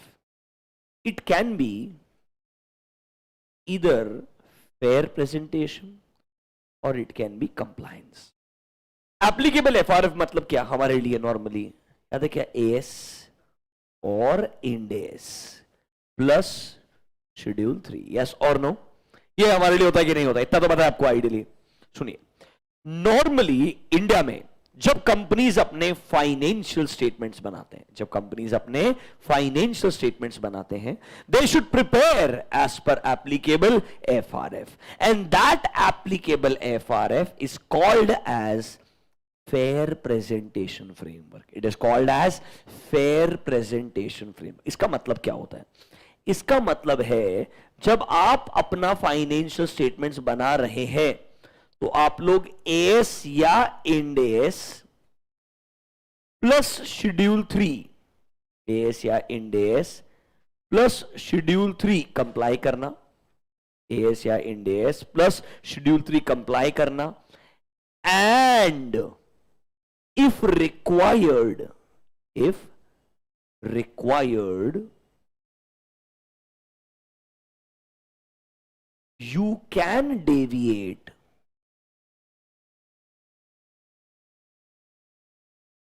from FRF. मतलब सुनना, हमने नॉर्मली अकाउंटिंग करते वक्त क्या कंप्लाई करना चाहिए? AS और IND AS. प्रेजेंटेशन डिस्क्लोजर करना चाहिए एज पर शेड्यूल 3. बट कहीं पर अगर आपको लगता है whatever AS IND AS says, इससे बेहतर कोई तरीका हो सकता है to present my financial statements, तो आप नोट्स टू अकाउंट्स में बोलेंगे हम अमोर्टाइजेशन ऐसे करना चाहते हैं, बिकॉज हमें लगता है हमारा बिजनेस का नेचर अलग है, शायद हमारे लिए यूजफुल लाइफ डिटरमाइन करने का तरीका अलग होगा, अमोर्टाइजेशन करने का प्रिंसिपल भी अलग होगा. मैं नोट्स टू अकाउंट्स में क्या कर सकता हूं? डिस्क्लोज कर सकता हूं. मतलब क्या हमें डेविएट करना अलाउड है? क्या हमें डेविएट करना डेविएट करने का मतलब है whatever AS IND AS says, I can go beyond this. ये नॉर्मली अलाउड होता है क्योंकि हम चाहते हैं हमारे फाइनेंशियल स्टेटमेंट्स क्या होने चाहिए? ट्रू एंड फेयर होने चाहिए. क्या होने चाहिए? True and fair. मतलब my financial statement should be fair. इसलिए वर्ड क्या होता है? Fair presentation framework. मतलब यहां पर आपको फेयर मेंटेन करने के लिए डेविएट करना या बियॉन्ड जाना अलाउड है. डेविएट करना या बियॉन्ड जाना अलाउड है. क्यों आप उसके बियॉन्ड जा रहे हो? क्योंकि आपको लगता है whatever AS IND AS says follow करना चाहिए, पर हमारा बिजनेस का तरीका अलग है, बिजनेस का नेचर अलग है. हमें लगता है इस पर्टिकुलर एसेट का अमोर्टाइजेशन या डिप्रिशिएट करने का तरीका should be different beyond what AS IND AS says. Can I do that? हां. या आपने सुना होगा वर्ड इंपेयरमेंट लॉस. ना कि वर्ड इंपेयरमेंट लॉस. एक एसेट का बुक में वैल्यू है 100 रुपए. एसेट का बुक में वैल्यू कितना है? 100 रुपए. मतलब आपके बुक्स में 100 रुपीज पे आ रहा है. मुझे लगता है इस एसेट का फ्यूचर में जो इकोनॉमिक बेनिफिट आएगा वो 100 रुपए नहीं आएगा. एग्जाम्पल समझो, टाटा मोटर्स, आपने सुना है Jaguar land rover, JLR is part of Tata Motors. I am telling you, it is part of Tata Motors. अब आज के 5 साल पहले 6 साल पहले JLR जैगुआर लैंड रोवर के लिए आपने बहुत सारे रिसर्च एंड डेवलपमेंट के लिए खर्च किए पैसे, एंड आपको लगा जो हम नया इंटेंजिबल एसेट्स बना रहे हैं, क्या बना रहे हैं? इंटेंजिबल एसेट्स, इनसे हमें फ्यूचर में अच्छा रिटर्न मिलेगा. बट क्या हुआ? JLR का बिजनेस है यूके के अंदर, JLR का बिजनेस है चाइना के अंदर. चाइना की इकोनॉमी में भी स्लो डाउन है, यूके इकोनॉमी तो almost going through a recession in the current situation also. तो मेरे को 2020-21 and then there was a covid, जितना बेनिफिट आना चाहिए था मेरे को समझ में आ गया उतना बेनिफिट आएगा ही नहीं, क्योंकि उतनी गाड़ी नहीं बिकेगी. उतनी गाड़ी बिकेगी ही नहीं तो मेरा बेनिफिट कैसे आएगा मेरे को? और ये जो मैंने R&D किया है ये रेलेवेंट 3 साल के लिए, 5 साल के लिए. कैन आई से things will keep on changing. My interiors of a car and specifications change in every 3 years now. पहले एक जमाने में आपका मतलब पूरा लाइफ साइकिल का चेंज आता था 5 साल 7 साल में. Now things change with in 3 years. Platforms change with in 3 years today. तो कैन आई से मैंने जो इंटेंजिबल एसेट बना लिया, मेरे बुक में वैल्यू 100 रुपए, पर मेरे को समझ में आया आज अगर मैं सोचूं तो 100 रुपए का बेनिफिट आएगा ही नहीं मेरे को. तो कैन आई से मेरे को अगर बेनिफिट 80 रुपए का ही आएगा तो मेरे बुक में तो एसेट 100 रुपए में दिख रहा है ना. Can I say it is getting over valued, it is at a over stated price, क्या मुझे लॉस बुक करना चाहिए? हाँ। वो एसेट के प्राइस को 100 से कहां लाना चाहिए? 80 लाना चाहिए। So should I book impairment loss? Yes. तो हम क्या करते थे, वो 20 रुपीज का जो गैप था उसको हम as a impairment loss book कर देते। अब ये हर बिजनेस का इंपेयरमेंट लॉस असेसमेंट करने का तरीका अलग रहेगा। AS 28, you understanding this? तो कभी कभी हो सकता है मुझे मेरे बिजनेस के अंदर whatever AS Ind AS है उसके बियॉन्ड जाना पड़ सकता है। Another example, have you heard of research and development expenses? ऐसा बोलते हैं रिसर्च वाला खर्चा कैपिटलाइज नहीं करना चाहिए, डेवलपमेंट वाला खर्चा कैपिटलाइज करना चाहिए, क्योंकि रिसर्च फेज में श्योर नहीं हो पैसा आएगा। अगर श्योर नहीं हो पैसा आएगा तो इकोनॉमिक बेनिफिट नहीं आएगा। तो क्या ट्रीट करो उसको? As a revenue expenditure. क्या ट्रीट करो उसे? As a revenue expenditure. But let's say मेरे को ऐसा बिजनेस लगता है जहां पर रिसर्च भी इतना सॉलिड है, मेरे को लगता है कि हम 100% इसके थ्रू इकोनॉमिक बेनिफिट जनरेट कर पाएंगे। I want to capitalize my research expenditure. Am I going beyond the AS? Yes. Can I make a disclosure in notes to accounts? हाँ, ये आपको अलाउड है, इसीलिए आपका फ्रेमवर्क क्या कहलाएगा? फेयर प्रेजेंटेशन फ्रेमवर्क कहलाएगा। क्या कहलाएगा? Fair presentation framework. Compliance framework में वो बोलता है ये करना पड़ेगा, but this is not allowed. मतलब डेविएट करना अलाउड नहीं है। आपको जो बोला है एज इट इज फॉलो करना पड़ेगा। You are not allowed to deviate. तो इसमें वर्ड फेयर आता है, उसमें वर्ड फेयर नहीं आता है। उसमें बोलते हैं compliance, you have to comply this as it is. क्या आपको डिफरेंस समझ में आया क्या? Should I give you the example of compliance framework? In India for every company we follow fair presentation framework, क्योंकि आपको डेविएट करना अलाउड होता है। Should I give you the example of compliance framework now? Compliance का example दूं? Same example ले लीजिए, सुनिए। टाटा मोटर्स,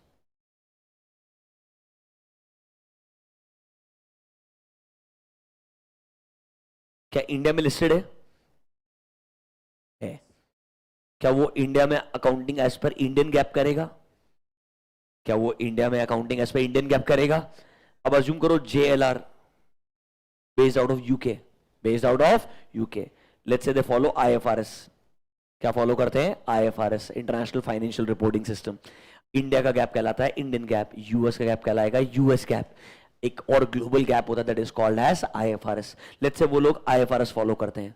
अभी तक IFRS और इंडियन गैप में डिफरेंस है। रादर आपको बोलता हूं, हमारे वो IFRS को अडेप्ट करने के लिए AS का इंडेक्स बनाया। AS का इंडेक्स क्यों बनाया? टू कंप्लाई और adapt with IFRS। But assume करो JLR, अब अगर मैं बोलता हूं यूके बेस्ड बिजनेस है, अज्यूम सिचुएशन, तो वो अपने खुद के फाइनेंशियल स्टेटमेंट वहां भी बनाएगा एज पर IFRS। अरे हाँ या ना? बट ये फाइनेंशियल स्टेटमेंट को यहां लेके आना पड़ेगा for the purpose of CFS। अरे बराबर है कि नहीं है? तो इंडिया का टाटा मोटर्स क्या बोलेगा? मेरे को ये फाइनेंशियल स्टेटमेंट यहां चाहिए, but they should be strictly as per I GAAP. They should be strictly as per I gap, क्योंकि जब मैं इंडिया में CFS बनाऊंगा तो मेरे खुद के नंबर आएंगे, तुम्हारे नंबर भी जब मर्ज होंगे they should be as per Indian GAAP. तो मैंने आपको बोला है तुम्हारे financial statement as per Indian GAAP आने चाहिए, आपको ये कंप्लाई करना पड़ेगा, आपको डेविएट करना अलाउड नहीं है। आपको ये एज इट इज कंप्लाई करना पड़ेगा, आपको डेविएट करना अलाउड नहीं है। मतलब कैन आई से जहां पर आपने कंप्लायंस डाल दिया है, आपको ये गैप को एज इट इज फॉलो करना पड़ेगा, आपको यहां से डेविएट करना अलाउड नहीं है। ऐसा ही उल्टा भी हो सकता है। You are a subsidiary in India, parent company is let's say in Ireland. You are a subsidiary in India, parent company can be outside India. बराबर है कि नहीं है? तो इंडिया की कंपनी के फाइनेंशियल स्टेटमेंट बनेंगे एज पर इंडियन गैप। फिर आपके नंबर्स आयरलैंड में भी जाएंगे CFS के लिए। वो क्या बोलेगा? आयरलैंड का जो गैप है वो फॉलो करो। तो मेरे को एज इट इज क्या करना पड़ेगा? फॉलो करना पड़ेगा, कंप्लाई करना पड़ेगा। उसके लिए मैं क्या नहीं कर सकता हूं? डेविएट नहीं कर सकता हूं। That is called as compliance framework. दो फ्रेमवर्क समझ में आया क्या? बस बेसिक सा डिफरेंस मेरे को पता होना चाहिए। आइए, let me read and help you out with the basic meaning of fair presentation framework and compliance framework. आइए देखो क्या बोलता है फेयर प्रेजेंटेशन फ्रेमवर्क। सर ये तब यूज किया जाता है जब हमें लगता है, हम अक्नॉलेज करते हैं that to achieve fair presentation of financial statement हम वो डिस्क्लोजर्स देंगे which are beyond what is required by the framework. मतलब हम डिस्क्लोजर बियॉन्ड देंगे, मतलब क्या हम डेविएट भी कर सकते हैं?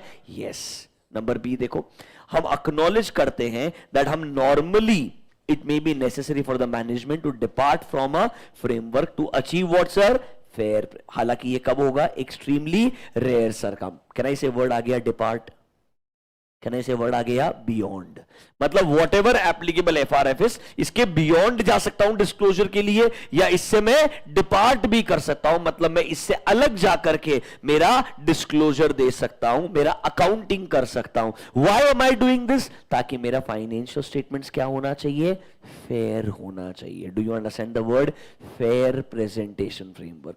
कंप्लायंस में वो बोलेगा तुमने एज इट इज फॉलो करना है, तुमको डिपार्ट करना अलाउड नहीं है, बियॉन्ड जाना अलाउड नहीं है। देखो कंप्लायंस में क्या बोलता है, in this you have to comply with the requirement of framework and it does not contain acknowledgement as above, मतलब बियॉन्ड जाना अलाउड नहीं है, डेविएट या डिपार्ट करना अलाउड नहीं है। जो किधर अलाउड है, फेयर प्रेजेंटेशन फ्रेमवर्क में अलाउड है, but it is not allowed in case of compliance framework. समझा क्या, पक्का थोड़ा लैंग्वेज समझा क्या।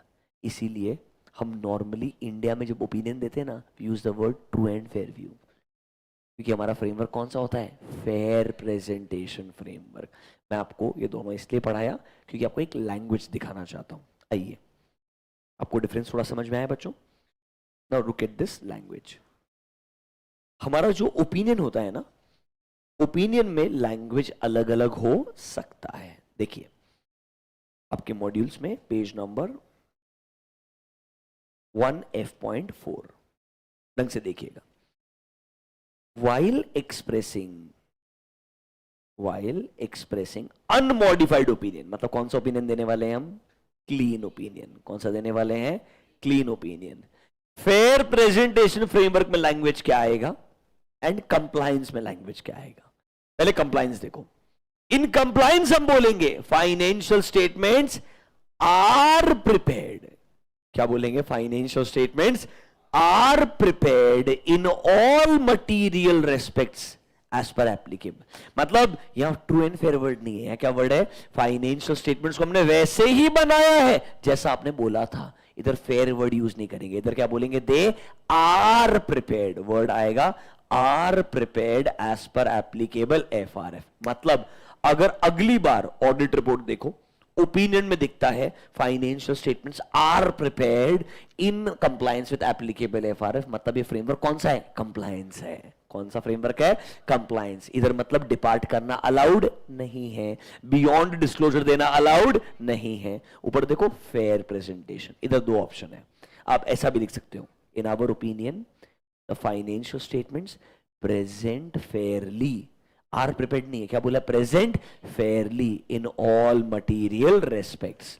हम ये भी इतना यूज नहीं करते, हम यूज करते हैं ये वाला part, the financial statement gives a true and fair view. मतलब हम नॉर्मली कौन सा फ्रेमवर्क फॉलो करते हैं इंडिया में, फेयर प्रेजेंटेशन फ्रेमवर्क। समझा क्या सर, कुछ नहीं। अकाउंटिंग करने का दो फ्रेमवर्क है, एक है फेयर, एक है कंप्लायंस। कंप्लायंस में बोला जो फ्रेमवर्क है वो फॉलो कर, डेविएट अलाउड नहीं है, डिपार्ट अलाउड नहीं है। तो रिपोर्ट में क्या बोलूंगा, हाँ वैसे ही financial statement they are prepared, जैसा बोला था। नहीं बनाया वैसा तो बोलूंगा नहीं बनाया। क्लीन ओपिनियन में दे आर प्रिपेयर्ड, क्लीन नहीं देना होगा तो बोलूंगा दे आर नॉट प्रिपेयर्ड। ठीक है, पर ये कॉमन नहीं है। कॉमन क्या है, ये वाला। जब हम बोलते हैं financial statement gives a true and fair view, we are using the word fair. सोचिए आप ट्रू एंड फेयर अपने अकाउंट्स के AS1 में पढ़े थे, कंपनीज एक्ट में पढ़े थे, और आपको बता रहा हूं उसका जो एक्चुअल मीनिंग है अब आपको धीरे धीरे समझना शुरू होगा। क्योंकि फेयर का मतलब होता है इसके लिए हमको डिपार्ट करना अलाउ करना चाहिए, बियॉन्ड जाके डिस्क्लोजर देना अलाउ करना चाहिए। थोड़ा बहुत समझा क्या, पक्का। I know this can be little tricky, normally ये फाइनल में ही पढ़ाते हैं, बिकॉज आपको CFS ऑडिट भी पढ़ाते हैं। क्या पढ़ाते हैं, CFS ऑडिट, वहां पे काम में आता है, बिकॉज CFS ऑडिट में कंप्लायंस काम में आता है। अभी तुम्हारे सिलेबस में वो है ही नहीं, तो तुम्हारे लिए हमेशा फ्रेमवर्क क्या रहेगा, फेयर प्रेजेंटेशन। इसीलिए आप लोग वर्ड क्या यूज करते हो, ट्रू एंड फेयर व्यू है या नहीं। Is that comfortable and clear to you, पक्का। मेरे हिसाब से this was my discussion on essay 700। शांति से सोचें, मैंने 700 में आपको क्या क्या पढ़ाया, दिमाग लगाइएगा। SA 700, सबसे पहले आपको मैंने बताया नॉर्मली टाइप्स ऑफ ओपिनियन, बराबर है। नंबर 2, टाइप्स के बाद में आपको पढ़ाया फॉर्मेट ऑफ ऑडिट रिपोर्ट। कहना ऐसे ये फॉर्मेट में ही क्वेश्चंस पूछे जाते हैं।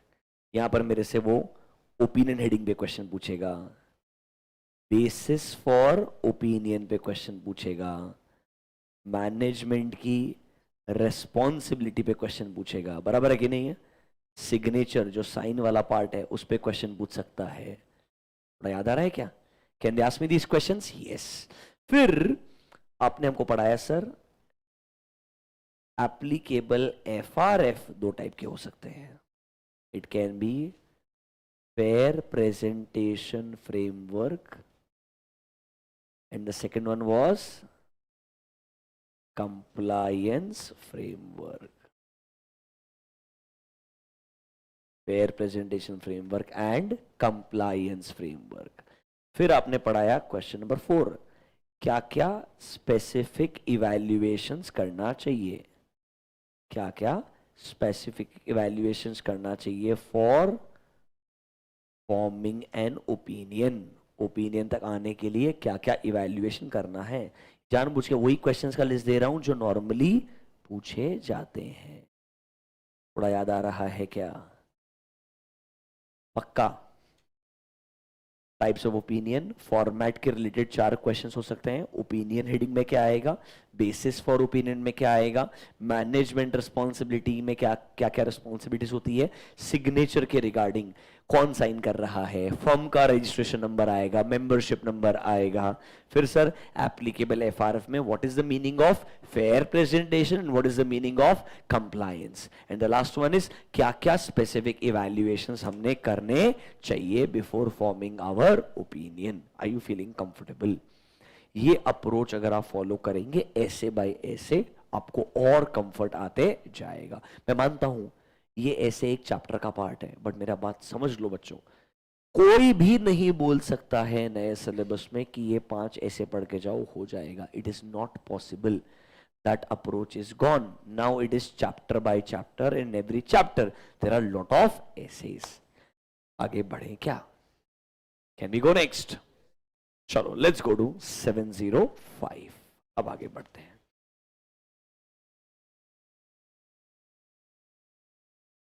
Online students, are you feeling comfortable with 700 now?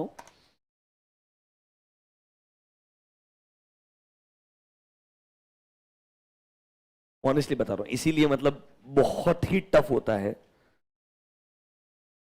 Audit जैसे सब्जेक्ट में बोलना कि रिवाइज करवा देंगे, क्योंकि कुछ छोड़ ही नहीं सकते। प्रॉब्लम समझ रहे हो क्या मेरा बात? Whatever you skip there can be a question, because now it is very very tough to predict what part they will not ask. वो सोचना ही बहुत मुश्किल है। चलिए let's go to 705। What is the name of 705? Modification to the opinion. Simple चीज है sir.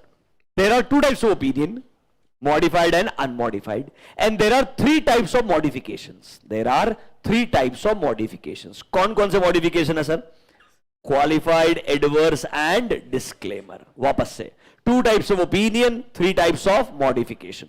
पहले ये सोचने का ओपिनियन कौन सा है, क्लीन है कि मॉडिफाइड है। अगर मॉडिफाइड है तो ये फिर सोचना पड़ेगा कौन सा मॉडिफिकेशन कब आएगा। तो सर 705 अ वेरी कॉमन ऐसे from exam point of view, काफी बार क्वेश्चंस पूछे गए। 705 क्या क्या बोलता है? पहला चीज, मॉडिफिकेशन कब कब आना चाहिए। देयर आर 2 सर्कमस्टेंसेस जब मॉडिफिकेशन आता है। नंबर 1, मुझे sufficient and appropriate audit evidence मिला है एंड मैं कंक्लूड करता हूं financial statements are not free from material, मतलब there are material statements. Can I give a modified opinion? Yes. Number 2, पहला सिचुएशन है क्लियरली दैट हमें लगता है there are material statements, and दूसरे में आप बोल रहे हो हमें sufficient and appropriate audit evidence नहीं मिला है।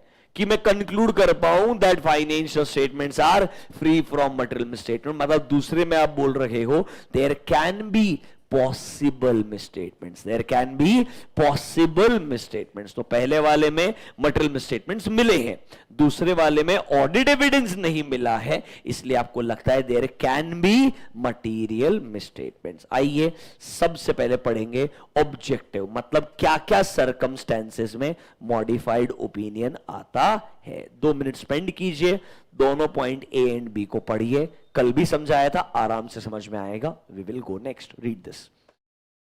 Auditor concludes based on evidences obtained that financial statements are not free, मतलब there are material misstatements.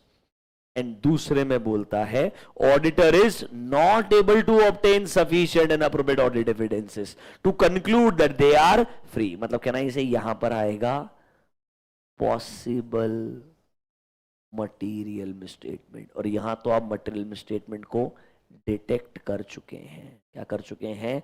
Detect. In the first one material misstatements are detected, in the second one आपको लगता है material misstatements हो सकते हैं। दोनों case में कौन सा ओपिनियन आना चाहिए? Modified. Is that clear to you? Question number 1, modification कब आएगा। दूसरा क्वेश्चन कि भाई मॉडिफिकेशन के टाइप्स क्या क्या है, कौन कौन से टाइप्स हैं हमारे पास में? Qualified, adverse and disclaimer, 3 categories of modifications. कौन कौन सा? Qualified, adverse and disclaimer. तो अभी क्वेश्चन क्या आता है? कौन सा वाला मॉडिफिकेशन कब आएगा, ये कैसे डिसाइड करेंगे? वापस से मॉडिफाइड ओपिनियन आने के लिए 2 सर्कमस्टेंसेस हैं। The main challenging question is which modification should come under what circumstances. आपने एक टेबल देखा होगा, have you seen this table? इस टेबल में आप एक चीज नोटिस करेंगे, सबसे पहले किन मैटर्स की वजह से मॉडिफिकेशन आता है। पहले ही 2 चीज इंपॉर्टेंट है, वापस से पढ़ो इन दोनों को। किन मैटर्स की वजह से मॉडिफिकेशन आता है, ये वो दोनों रिपीटेड है क्या? जब आपको लगता है financial statements are materially misstated, and जब आपको लगता है आपको क्या नहीं मिला है? Sufficient and appropriate audit evidence नहीं मिला है। Is A and B clear to you? A में बोलता है financial statements are materially misstated, दूसरे में आपको क्या नहीं मिला है? Sufficient and appropriate audit evidence नहीं मिला है। क्या आपको ए एंड बी समझ में आया? अब इस टेबल में अगर मैं नोटिस करता हूं तो ये पैराग्राफ पढ़िए क्या बोलता है। ऑडिटर को अपना जजमेंट यूज करना पड़ेगा किसके बारे में? एक वर्ड है परवेजिवनेस। क्या वर्ड है? परवेजिवनेस। तो पहले हम समझते हैं परवेजिव वर्ड क्या होता है, क्योंकि देखो जिधर परवेजिव है उधर ही ओपिनियन बदलेगा, जिधर परवेजिव नहीं है उधर तो शॉर्टकट है। कौन सा आने वाला है? क्वालिफाइड। तो sir what is this pervasive word, ये हम समझते हैं। Have you heard the word pervasive guys? ये वर्ड डिफाइंड है ऐसे के अंदर। परवेजिव क्या बोलता है, आइए मॉड्यूल्स में 1F.26 पहला मिलेगा डेफिनेशन ऑफ परवेजिव। खतरनाक डेफिनेशन है, सुनिए। परवेजिव का मतलब सिंपल शब्दों में होता है कोई ऐसी गलती या कोई ऐसी प्रॉब्लम जिसका इफेक्ट ना बहुत एरियाज में आने वाला है, जिसका इफेक्ट ना बहुत एरियाज में आने वाला है। ये जनरल मीनिंग होता है। ऑडिट में स्पेसिफिक मीनिंग है जो बोलता है इस परवेजिव को यूज करना only and only in the context of misstatement. जब कोई गलती मिले या गलती हो सकती है तो ही इस वर्ड को सोचना, वरना सोचना मत। अगर आपको लगता है कोई गलती है या गलती हो सकती है तो अपने आप से क्वेश्चन पूछना ये परवेजिव है कि नहीं है। इसके लिए 3 कंडीशंस दी है। क्या दी है? 3 कंडीशंस। अगर तीनों में से एक भी कंडीशन फुलफिल होती है तो ऑडिटर बोलेगा ये गलती क्या है? परवेजिव है। ये गलती क्या है? परवेजिव। क्या 3 कंडीशन है? ऑडिटर के जजमेंट में क्या ये गलती एक एरिया में इफेक्ट नहीं करेगी? This will affect multiple areas of financial statement. Example, management fraud कर रहा है, वो पहले अपना रेवेन्यू बढ़ाता है, क्रेडिट सेल्स बढ़ाया इसलिए आपका रिसीवेबल्स भी बढ़ जाता है, फिर आपको रेवेन्यू बढ़ाए सपोर्ट करने के लिए परचेजेस भी बढ़ाना पड़ता है, फिर आपके क्रेडिट परचेजेस की वजह से पेएबल्स भी बढ़ जाता है, इन्वेंट्री के नंबर्स भी चेंज होते हैं, कैश एंड बैंक के नंबर्स भी इन्फ्लेट होते हैं धीरे धीरे। कैन आई से द गलती का effect is on multiple areas. तो can I call this as pervasive? Yes. अगर गलती का इफेक्ट मल्टीपल एरियाज में आ रहा है, मल्टीपल अकाउंट बैलेंस में आ रहा है, तो वो गलती क्या हो सकती है? परवेसिव। Condition number 1। दूसरा कंडीशन, सर गलती का इफेक्ट ना एक ही एरिया में, गलती का इफेक्ट ना एक ही एरिया में। बैलेंस शीट में loans and advances, total balance sheet 1000 crore, loans and advances 800 crore. Can I say one area there is a mistake, but that one area can represent a big part of financial statements. That one area can represent a substantial part of financial statement. मतलब सुनिए, लोगों को लगता है pervasive तब होता है जब मल्टीपल एरियाज में अफेक्ट करे, वो बराबर है।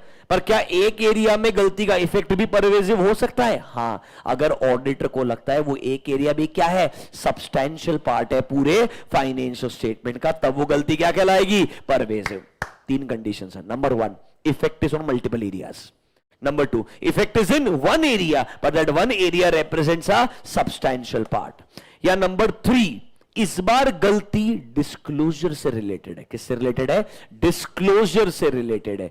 सर कंपनी ने नोट्स टू अकाउंट्स में सिग्निफिकेंट अकाउंटिंग पॉलिसीज के अंदर रेवेन्यू रिकॉग्निशन नहीं बताया है, मतलब कुछ ऐसा डिस्क्लोजर नहीं दिया है जो मेरे यूजर के लिए क्या फंडामेंटल है, इसके बिना मेरा यूजर डिसाइड ही नहीं कर सकता इस कंपनी में अकाउंटिंग कैसे होता है। मतलब इस बार गलती अमाउंट में नहीं है, गलती किसमें? डिस्क्लोजर में है। गलती डिस्क्लोजर में ऐसी है कि ऑडिटर को लगता है ये मेरे यूजर के लिए क्या है? फंडामेंटल है, तब भी वो गलती क्या कहलाएगी? परवेसिव कहलाएगी। वापस से, परवेसिव यूज करना है only in the context of misstatements. जो गलतियां मुझे मिल गई है या जो गलतियां मुझे लगती है हो सकती है। अब सर इसमें 3 कंडीशंस हैं ऑडिटर के जजमेंट में। अगर एक भी कंडीशन फुलफिल होती है तो हम बोलेंगे ये इफेक्ट क्या है? Pervasive. Number 1, it is impacting multiple areas. Number 2, it is impacting only one area, but that one area represents a substantial part. Number 3, the effect is in terms of disclosures. इस बार ऐसा disclosure नहीं दिया है which is fundamental to the users of finance, मतलब उनके fundamental understanding के लिए important है। ये notes to accounts में कोई ऐसा disclosure होगा जिसके बिना user numbers पे rely नहीं कर सकता है, तो हम बोलेंगे ये गलती का effect क्या होगा? परवेसिव होगा। Is that clear to you? पढ़िए डेफिनेशन, देखिए। This term is use in the context of misstatements to describe कि क्या इफेक्ट आएगा गलती का ऑन फाइनेंशियल स्टेटमेंट्स। या can you see word possible effect? क्योंकि या तो 2 होगा, गलती मिलेगी या गलती हो सकती है। दोनों के लिए क्या यूज करेंगे? परवेसिव। इंट्रोडक्शन दे रहा है परवेसिव यूज कब करना है। नंबर 2, परवेसिव इफेक्ट वो होते हैं जो ऑडिटर के जजमेंट में, नंबर 1, या तो जिनका effect is not confined to specific element or account balance, मतलब they will impact multiple areas, मतलब they will impact multiple areas. Number 2, if so confined, मतलब only one area. If so confined, matlab the effect is only in one area, but that one area represents or could represent a substantial portion of financial statement. या वो गलती किससे related है? Disclosure. पर वो क्या disclosure नहीं दिया है? which is fundamental for my users to understand the financial statement. Example, summary of significant accounting policies. Summary of significant accounting policies. तीनों में से एक भी कंडीशन फुलफिल होती है, गलती क्या कहलाएगी? परवेसिव कहलाएगी। दिमाग क्लियर हुआ क्या? हाँ या ना? परवेसिव डेफिनेशन समझ में आया क्या? अब टेबल सिंपल है। अगर गलती मिले जो मटीरियल है बट क्या नहीं है? परवेसिव नहीं है, हम देंगे क्वालिफाइड। हम देंगे qualified. Come to the table now. गलती मिले, मटीरियल है बट क्या नहीं है? परवेसिव नहीं है, क्या देंगे? क्वालिफाइड। पहले में गलती मिली है, you have detected misstatements, you have detected material misstatements which are material but not pervasive, you will give qualified. If they are material as well as pervasive, will you give adverse? Yes. Language कैसे बदलेगा बताऊंगा, don't worry. यहां पर पहले case में आएगा qualified, दूसरे case में आएगा एडवर्स। एग्जांपल सुनिए। नॉर्मली क्लीन ओपिनियन में क्या बोलते हैं? क्लीन ओपिनियन में बोलते हैं in our opinion to the best of our information and explanation given to us, financial statement gives a true and fair view. They give a true and fair view. Qualified में बोलते हैं same everything. They give a true and fair view except. They give true and fair view except. मतलब कुछ एक दो गलतियां छोड़ दो तो बाकी फाइनेंशियल स्टेटमेंट्स क्या देते हैं? ट्रू एंड फेयर व्यू देते हैं. क्लीन में बोलते हैं they give true and fair. Qualified में बोलते हैं they give true and fair except. कुछ एक दो गलतियां छोड़ के बाकी सब क्या है? ट्रू एंड फेयर है. एडवर्स में बोलते हैं they do not give true and fair view. Adverse में बोलते हैं दे डू नॉट, मतलब it has to be something significant, it has to be something very important. Are you understanding this? Clean, they give a true and fair view. Qualified, they give a true and fair view except certain matters. मतलब overall financial statement अभी भी क्या है? Reliable है, कुछ गलतियों को छोड़ दे तो. एडवर्स में क्या बोलेगा? They do not give a true and fair view. Is that clear to you? Language समझ में आया क्या? Let me show you the opinion paragraph. इधर आओ. 705 के लास्ट में कुछ एग्जांपल्स दिए हैं. Page number 1F.32. हेडिंग देखिए, क्वालिफाइड ओपिनियन. देख के समझ में आ जाएगा क्वालिफाइड ओपिनियन दिया है क्या. देखो क्या बोलते हैं. In our opinion to the best of our information and explanation given to us except. Can you see a word? Except for the effects of matter. और ऑब्वियसली हमने अगर मॉडिफिकेशन दिया तो रीजन फॉर मॉडिफिकेशन कहां आएगा? Basis में आएगा ना. तो ये जो मैटर्स हैं जो हमने यहां दिए हैं उनको छोड़ के क्या बाकी सब चीजें ट्रू एंड फेयर है क्या? Yes. Accept for the effects of the matter जो हमने नीचे डिस्क्राइब किए हैं. Everything else is giving a true and fair view. क्या क्वालिफाइड का लैंग्वेज समझ रहा है? क्या क्वालिफाइड का लैंग्वेज समझ रहा है? डेंजरस किधर है? एडवर्स में. अगला एग्जांपल देखिए, एडवर्स.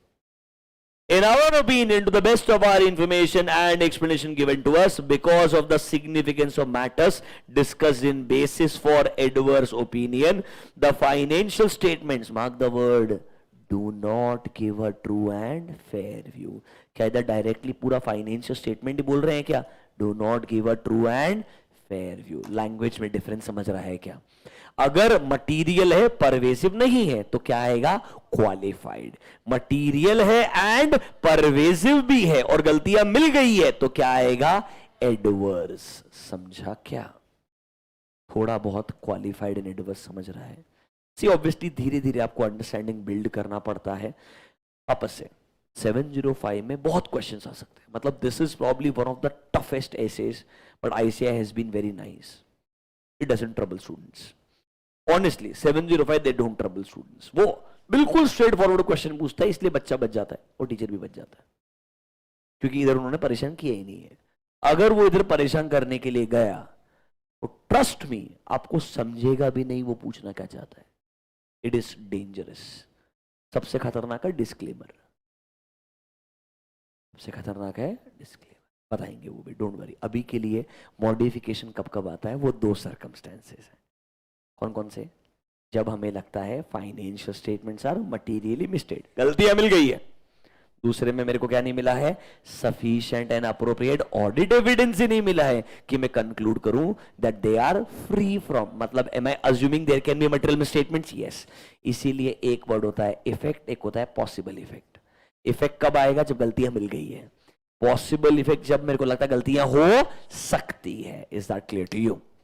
थोड़ा समझ में आया क्या? अब सुनिए, दो चीजें और है. आज थोड़ा 5-1 मिनट लेक्चर एक्सटेंड हो जाएगा. टेबल कंप्लीट कर देते हैं. अपनी पूरी कंप्लीट अंडरस्टैंडिंग के साथ में जाओगे तो अच्छा रहेगा. और एक आध डेफिनेशंस भी दिखा देते हैं. तो आज का लेक्चर में 10-15 मिनट एक्सटेंड कर रहा हूं. Is that fine? Online students okay? तुम्हारे पास ऑप्शन नहीं है.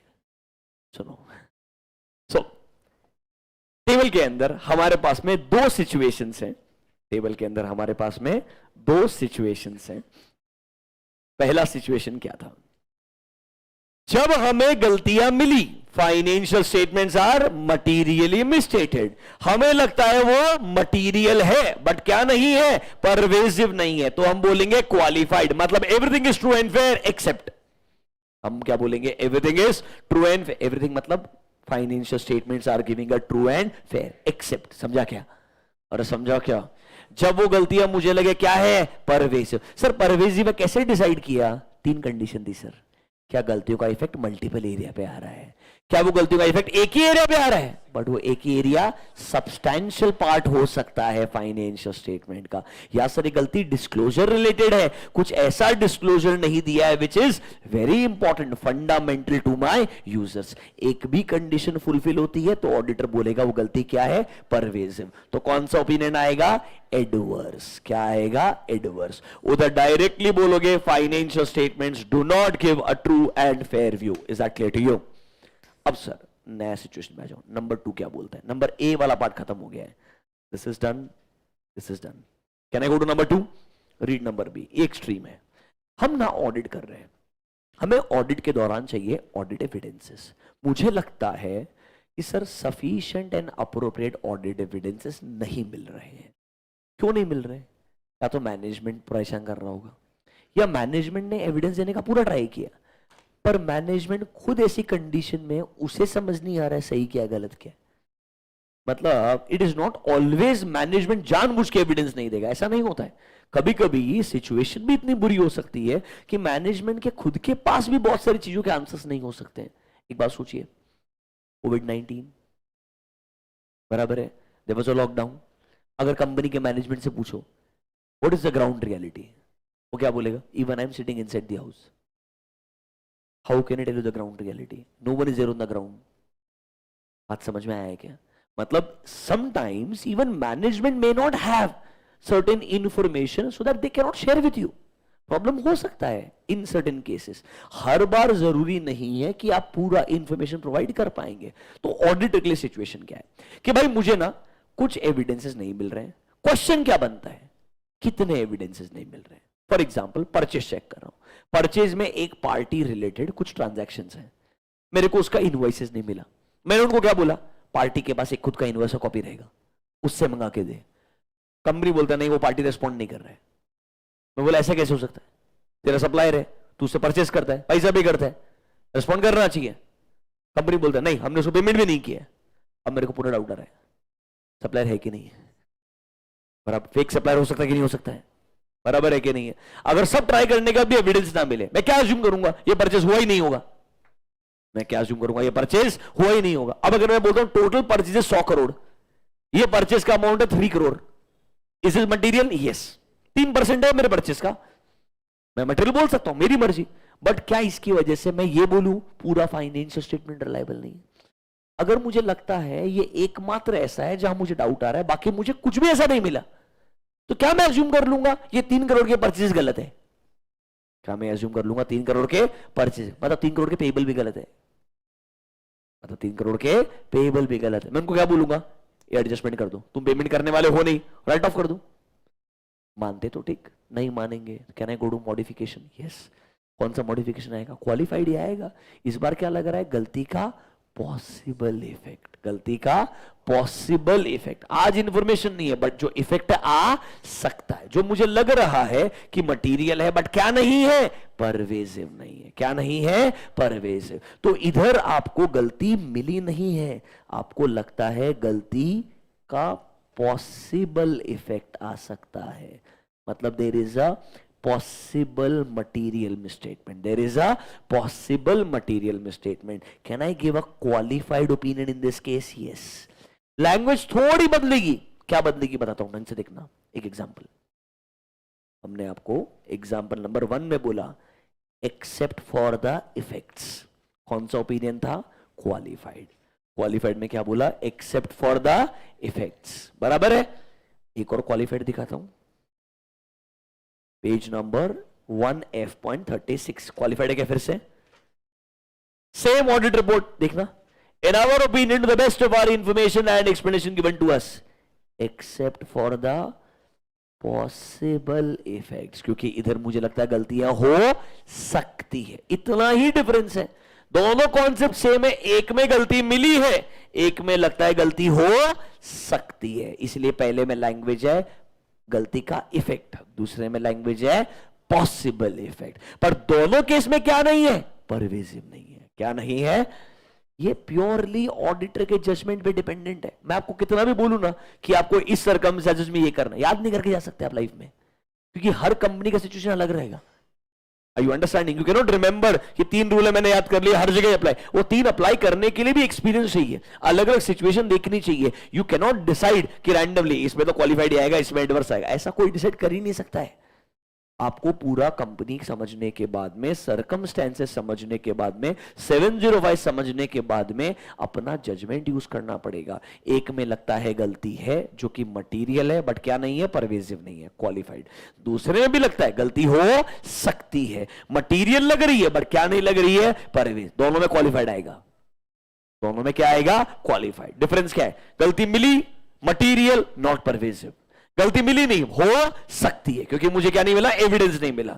वो भी क्या लग रहा है, मटेरियल है बट क्या नहीं लग रहा है, परवेसिव। दोनों केस में अगर परवेसिव नहीं है, गलती है या हो सकती है, तो क्या आएगा, qualified. Is that clear to you?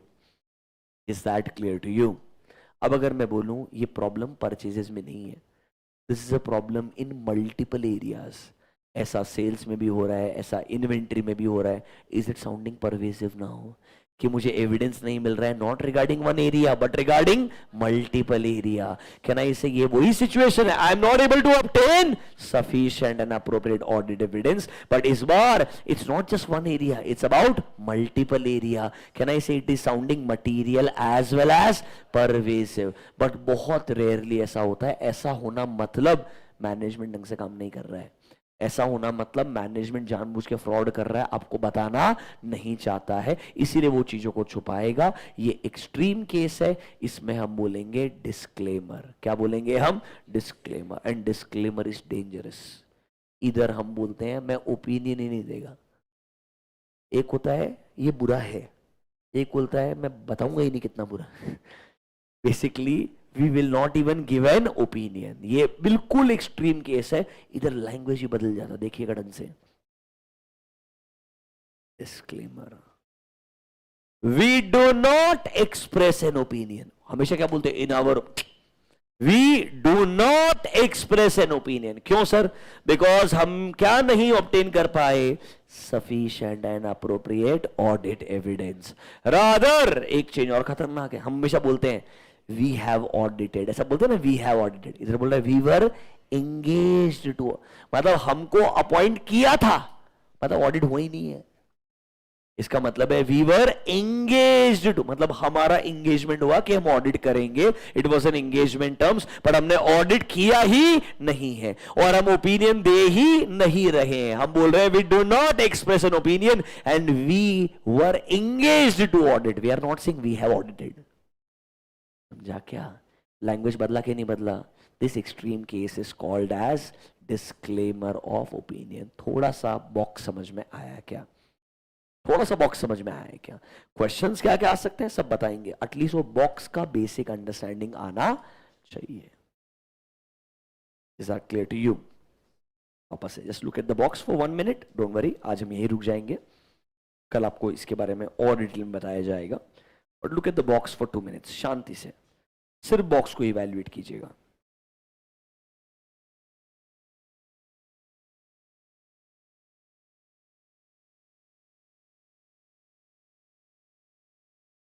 हमें मटेरियल स्टेटमेंट मिले जो कि मटेरियल लग रहे हैं बट क्या नहीं लग रहे हैं, परवेसिव, तो क्या दे देंगे, क्वालिफाइड। हमें गलतियां मिली जो मटेरियल भी है एंड, तो क्या देंगे, एडवर्स। इधर बोलेंगे सब कुछ ट्रू एंड फेयर है एक्सेप्ट, यस और नो। इधर बोलेंगे ट्रू एंड फेयर ही नहीं है, हाँ या ना। फिर सर हमें sufficient and appropriate audit evidence ही नहीं मिला और हमें लगता है गलतियां मटेरियल तो है बट परवेसिव नहीं है, बट इसमें गलतियां हो सकती है, तो वर्ड क्या आएगा, qualified opinion. And you will say because except for the possible effect everything else is true and fair. Disclaimer तो extreme है, यहां बोलेंगे we do not express an opinion and we have not audited, we were engaged to audit. क्या आपको बस एक box समझ में आया क्या? क्वेश्चन सारे बताऊंगा, इसमें मस्त क्वेश्चंस बन सकते हैं। एडवर्स का डेफिनेशन पूछ लेगा, डिफरेंस बिटवीन क्वालिफाइड एडवर्स पूछ लेगा। मतलब मैं तो हमेशा चाहता था कि बच्चे को बोले ड्राफ्ट ही करके आ paragraph, draft adverse, draft qualified, ऐसे इंटर में नहीं पूछते थे, बट तुम्हें एक इंटरेस्टिंग चीज दिखाता हूं जिससे मैं बहुत खुश हूं।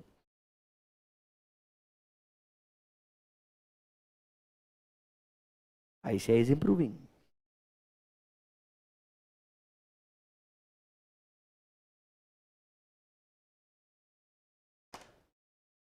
समझा क्या?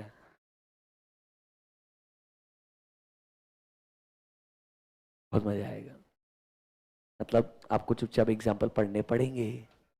और सही है यार, मैं आपको एक आज छोटा सा बात शेयर करता हूँ, बिल्कुल छोटा सा, जेन्युइनली, और क्यों मुझे ठीक लगा, गलत मत समझिएगा, एंड मैं आपके इंटरेस्ट के अगेंस्ट नहीं हूँ। I know that majority of you are going to write for the second time और व्हाटएवर, तो आप चाहेंगे कि बस मैं पास हो जाऊँ, बराबर है। आज एक सीए फाइनल का बच्चा है मिलने के लिए, आपका GM CSN एडवांस ITT होता है, वो ट्रेनिंग लेने के लिए एक प्रैक्टिसिंग चार्टर्ड, पूना का आज का एग्जाम्पल बोल रहा हूँ, ठीक है, एक प्रैक्टिसिंग चार्टर्ड अकाउंटेंट ट्रेनिंग लेने के लिए आया, बहुत अच्छा डिस्कशन हुआ। उसके बाद में उन्होंने बोला एक चीज, दैट आप ऑडिट के अलावा बाकी ज्यादा जो चीजें हैं उसके लिए चार्टर्ड अकाउंटेंट को प्रेफरेंस नहीं मिलता है। तो इसने क्वेश्चन पूछा that there is something called as standards on assurance engagements, या पढ़ रहे हो आप SS, there is something called as SAEs, standards on assurance engagements, हम वो भी तो कर सकते हैं। उस पर्सन ने आंसर दिया वो चार्टर्ड अकाउंटेंट नहीं कर सकता है, वो तुम्हारे लिए बना है। बट एक प्रैक्टिसिंग चार्टर्ड अकाउंटेंट को, I will not give you name and details, ये भी नहीं पता था कि SAEs, SRS, SREs एग्जिस्ट करते हैं, अलग एंगेजमेंट्स होते हैं, तो चार्टर्ड अकाउंटेंट करता है, एंड उनका एक्सपर्टीज स्टैट्यूटरी ऑडिट में था। It's okay. I'll tell you why. I'm not blaming the person. I'm blaming the process. Because while passing, you were only thinking about passing. It is important. I'm not disagreeing. But एक बात सोचो ना, अगर मेरे को pervasive word ही नहीं पता, मैंने सब पास कर लिया, जस्ट इमेजिन मेरे रिपोर्ट में जो डिसीजन मेकिंग है ना वो एक वर्ड पे है, वही मेरे को नहीं पता, What's the point of passing? I hope you're understanding this. It's like you have the license to drive, but you don't know what is accelerator and what is brake. I don't know whether you are understanding what I'm saying. It is as good as a disaster. मैं आपको बस यही बता रहा हूं, बराबर है, आप पढ़ो, आप सिर्फ एग्जाम के हिसाब से सोचो, और मैं तो प्योरली वैसे ही जाऊंगा, बराबर। बट मैं जब चाहता हूं कुछ चीजें आपको पता होनी चाहिए तो होनी चाहिए, वो चीज को कभी डिस्काउंट मत करो, भले ही 2 घंटे ज्यादा लग जाए, कोई फर्क नहीं पड़ता है। वो अप्रोच रखो, ऑब्वियसली पास होना बहुत इंपॉर्टेंट है, मैं मानता हूं, वो अप्रोच रहना चाहिए, मैं कभी डिसएग्री नहीं करूंगा उस चीज को, बट साथ साथ में थोड़ा बहुत अगर वैल्यूडेशन हो जाए, और अगर खुद से मतलब थॉट प्रोसेस इंप्रूव हो जाए, बिकॉज आपको पता ही नहीं होगा ना उस दुनिया में होता क्या है, तो कभी पता ही नहीं चलेगा शायद। और आपको लगता है कि आज अगर आप इस सब्जेक्ट को पास होने के डर की वजह से पढ़ रहे हो, जिस दिन पास हो गए उसके बाद तुम कभी ऐसे ओपन करोगे लाइफ में, मतलब प्रोबेबली आपको लगेगा ठीक है तो मैं कर ही लूंगा is the risk. I hope you understand this, and then there is a report by Hindenburg eventually, it's okay, nothing I am saying, मतलब फिर लोग आपके ऊपर क्वेश्चंस रेज करते हैं, जाने दीजिए। आई होप हमारा डिस्कशन आज का अच्छा था, आपको 705 का एक अच्छा अंडरस्टैंडिंग दिया, थोड़ी चीजें पेंडिंग है 705 की, एंड ऑब्वियसली हम 705 के क्वेश्चंस को भी डिस्कस करेंगे। अभी गुड, ऑब्वियसली कल संडे है, this Sunday there is no lecture, generally Sundays को लेक्चर नहीं होगा, वीकडेज को ही होगा, बिकॉज आने वाले कुछ 2 संडे मेरे को रेगुलर बैचेस को कंप्लीट करना है। अभी गुड, थैंक यू। और मंडे विजय सर लेक्चर ले रहे कि नहीं ले रहे, क्या बोला है उन्होंने, has he informed there will be lecture right? हाँ, तो mostly we will also continue, no problem at all. Thank you, yes, bye bye, have a good day. Online students, आप ये जो रेस्पेक्टिव PDF है 1-2, अगर आप बुक्स नहीं अभी तक डिलीवर हुए हैं तो आप टेलीग्राम चैनल के अंदर से रेफर कर सकते हो, टेलीग्राम का लिंक आपको इस वीडियो के डिस्क्रिप्शन के अंदर भी मिलेगा। Thank you guys, have a great day, bye bye.